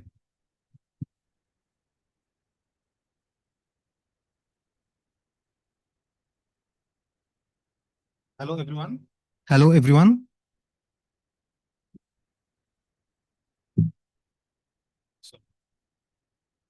Okay. What an amazing few days at the Alexandria Quantum Computing Hackathon. Looking around, I don't just see participants.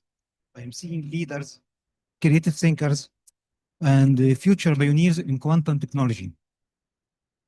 Over the past 3 days, you have explored the exciting world of quantum computing. You tackled tough problems that could change entire industries and worlds.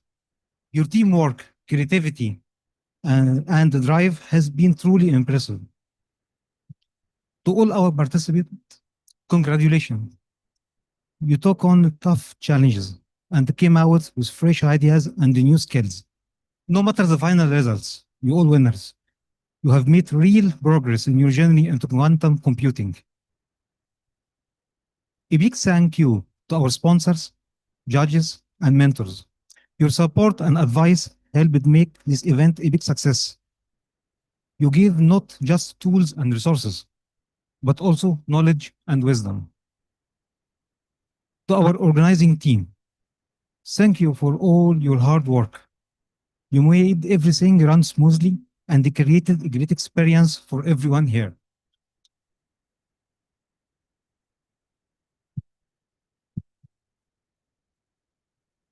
To our volunteers, young volunteers, we couldn't have done this without you.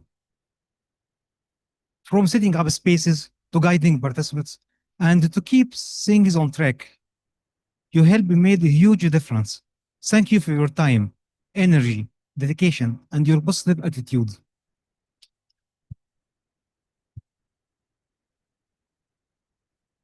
And a very special thank you to my dear colleague and brother, Yusuf Dakar.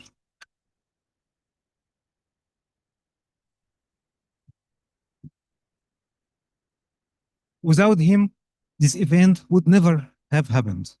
If I may say, I know it's your baby, and you are all proud to see it come to life. Thank you, my dear friend.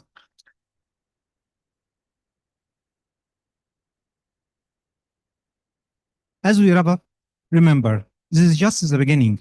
Quantum computing is growing fast, really growing fast.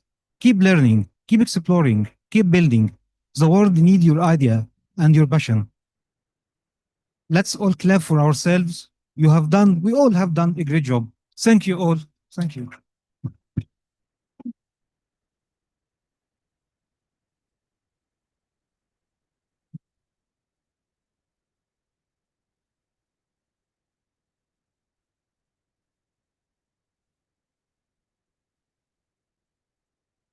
And now with our second speaker, Dr. Martin Gestal, Partnership and Engagement Lead at OQL.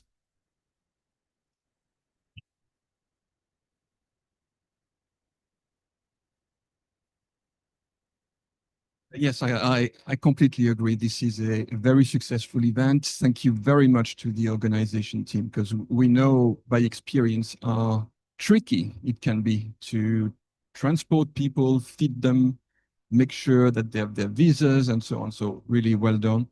It is really a successful event. It is perfectly in the spirit of what we're intending to do at OQI.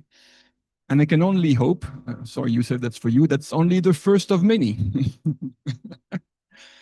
At OQI, these hackathons are meant to start something, right? It is not meant to be one-shot events. It is a tool to give visibility to this field of quantum computing. It is also a tool to hopefully consolidate a community, maybe to build a new one. And it's also a tool to maybe give ideas to future entrepreneurs. You know, these use cases, of course, in 2 days, you can't have something ready to hit the market, but think about it as maybe the first stone in a new house. Maybe down the road, what you did in the last 2 days could become a business venture later on in your career. And in fact, for us at OQI, the best result in a few years' time, hopefully, will be to see one of these teams, one of these young talents producing an application of quantum computing addressing an SDG. This is the mission and the values of OQI, using quantum computing for all, for society, for good. Thank you very much.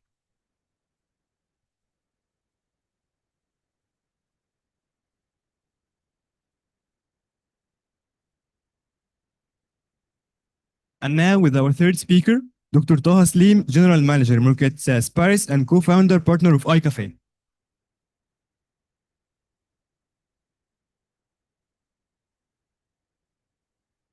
Okay, thanks very much. I would like to thank everyone here for this nice journey, and I would like to thank all the jury members and everyone made this event possible.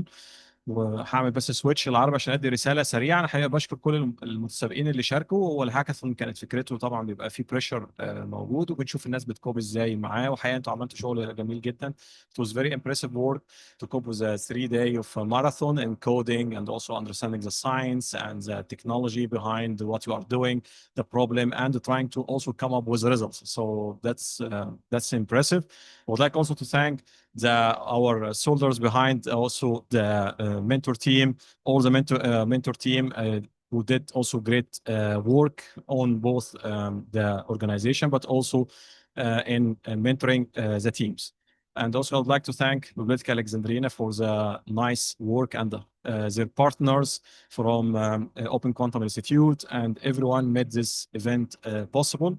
وايا كانت النتيجه اللي هتطلع، كل الناس تعتبر فايزه لان هم جم للهاكاثون وحبوا يثبتوا نفسهم ويشتغلوا على اكتر من كريتيريا.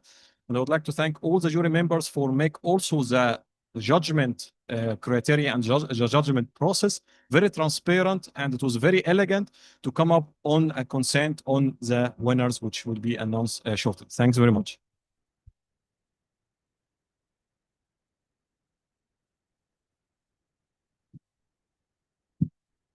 Last but not least, Dr. Yusuf Dakar, Director of International School of Information Science.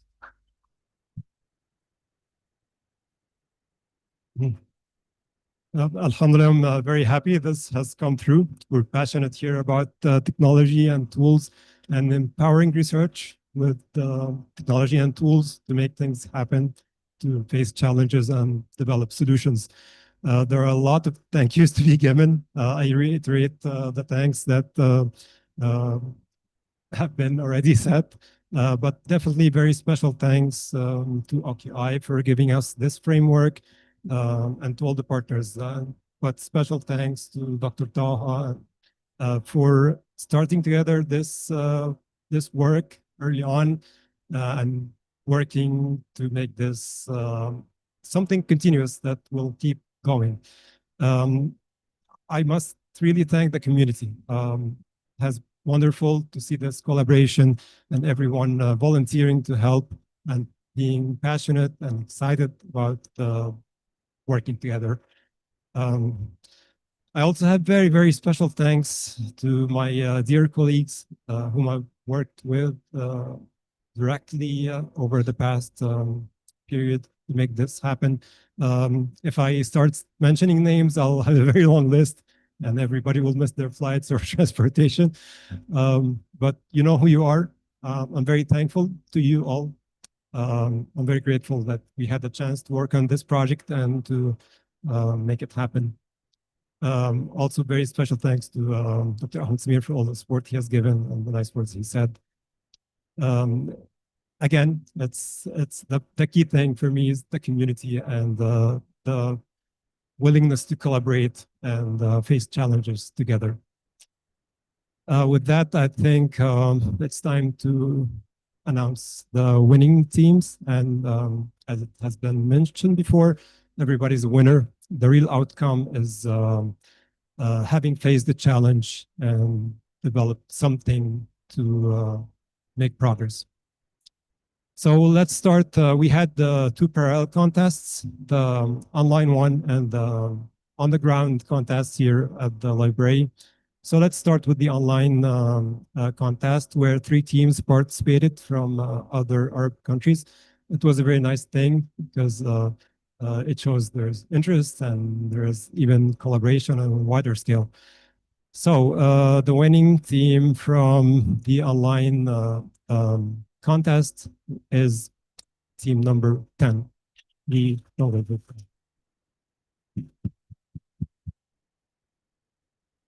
So congratulations to team number 10.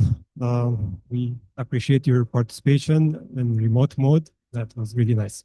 And also, of course, the participation of the other online teams. Now we go on to, we move on to the on-the-ground contest here at the library that took place over the past few days. So let's start with the 3rd place winner, and that's team number 4. Congratulations. So I would like to ask team number 4, including mentors, to please come on stage, and I also invite Dr. Ahmed Samir to please offer the awards. And also Martin, if you could, and Dr. Martin and Dr. Taha, please. Please. Yeah, so please, team number 4, including mentors, if you would come on stage, please. Yeah.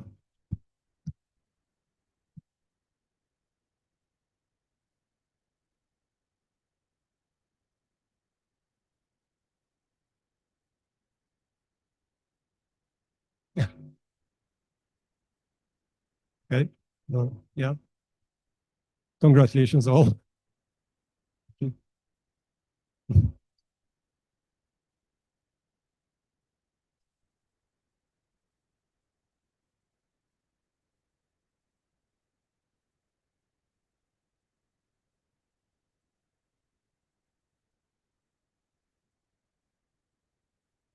Yeah. No, please go ahead. Please continue. Thank you.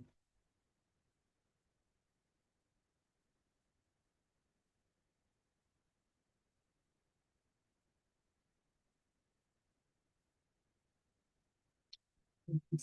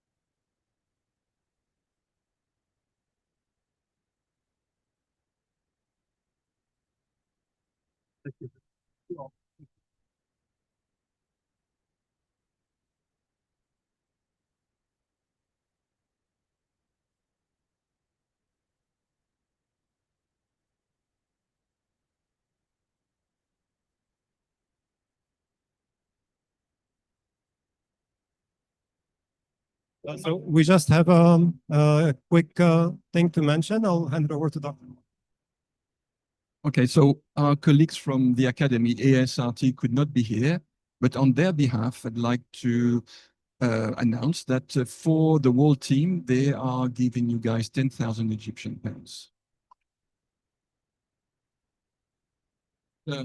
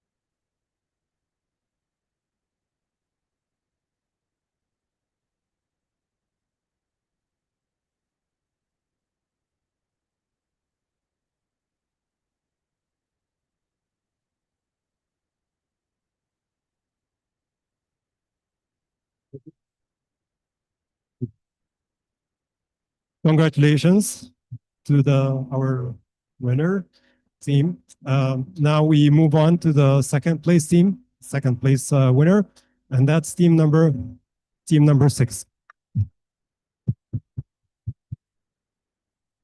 So please, team number 6, come on stage, being mentors.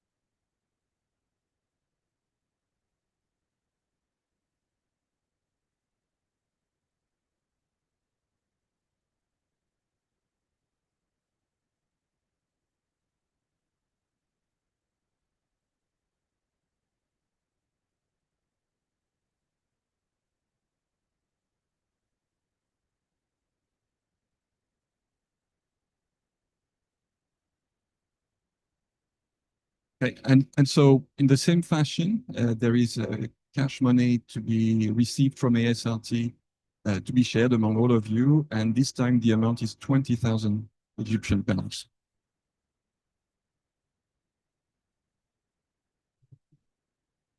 Congratulations.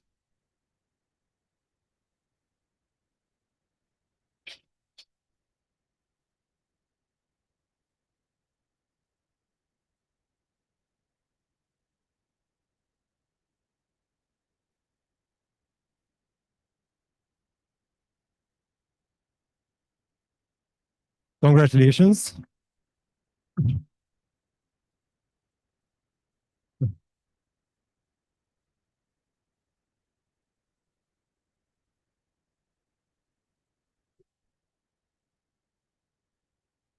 And now for our first place winner, and that's team number. Yeah. Team number 2.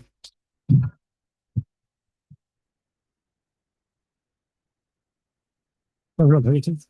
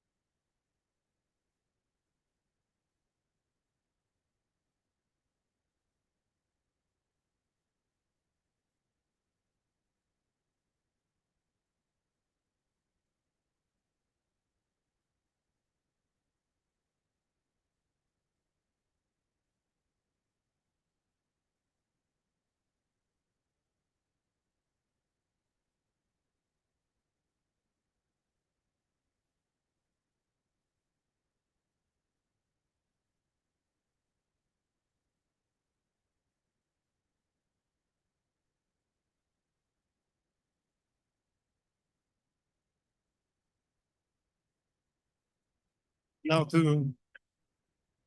Okay. And so, congratulations, winners. So first I'll start with the prize money to be shared among you guys by ASRT. This time it's 30,000 Egyptian pounds.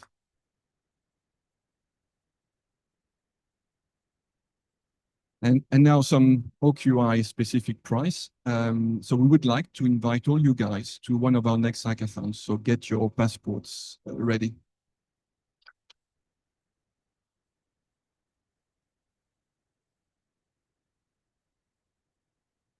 And we will be asking you for your CVs that we can forward to the tech industry to let them select you guys. Again, it's not a promise because it's their HR doing it, but we will for sure push to so that they consider your applications.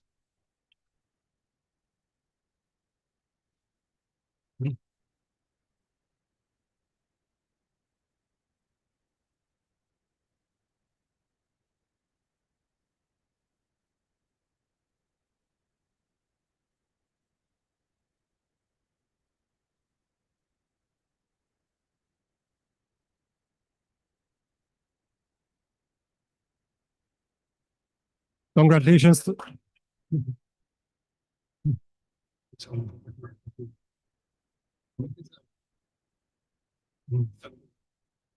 Congratulations to all. And of course, one of our partners that we appreciate their support is IBM, and we have a quick word from them.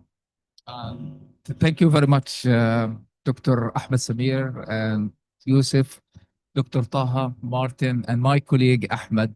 Actually, we have an announcement. It's not a surprise because we've been here and we are sponsoring this a great event. So part of our contribution to this great forum, we are giving a credit for our hardware for 5 hours, which is equivalent to 30,000 US dollars. So this will be distributed amongst the 3 winners in order to even further develop and improve their algorithms. And this is an indication of our commitment to bring in and build a great ecosystem here in Egypt.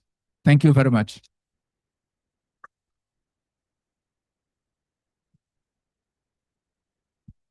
Actually, the participation in IBM in the open communities, we are supporting bright minds because we believe in all of you. You are the future of this country, and maybe later on you will lead the world, and keep it up. You did a great job, whether you succeeded to make it in one of the top 3s, but at least you get something out of it. Keep it up. Well, thank you.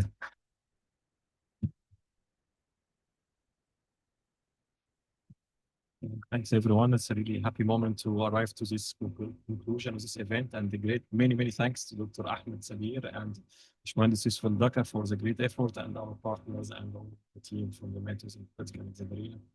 Very successful. I reiterate that. Thank you. And of course, to our, thank you very much. And of course, to our university professors. Big thank you to you all. Thank you all. Thank you all, really. And see you again soon. Yeah. Congratulations.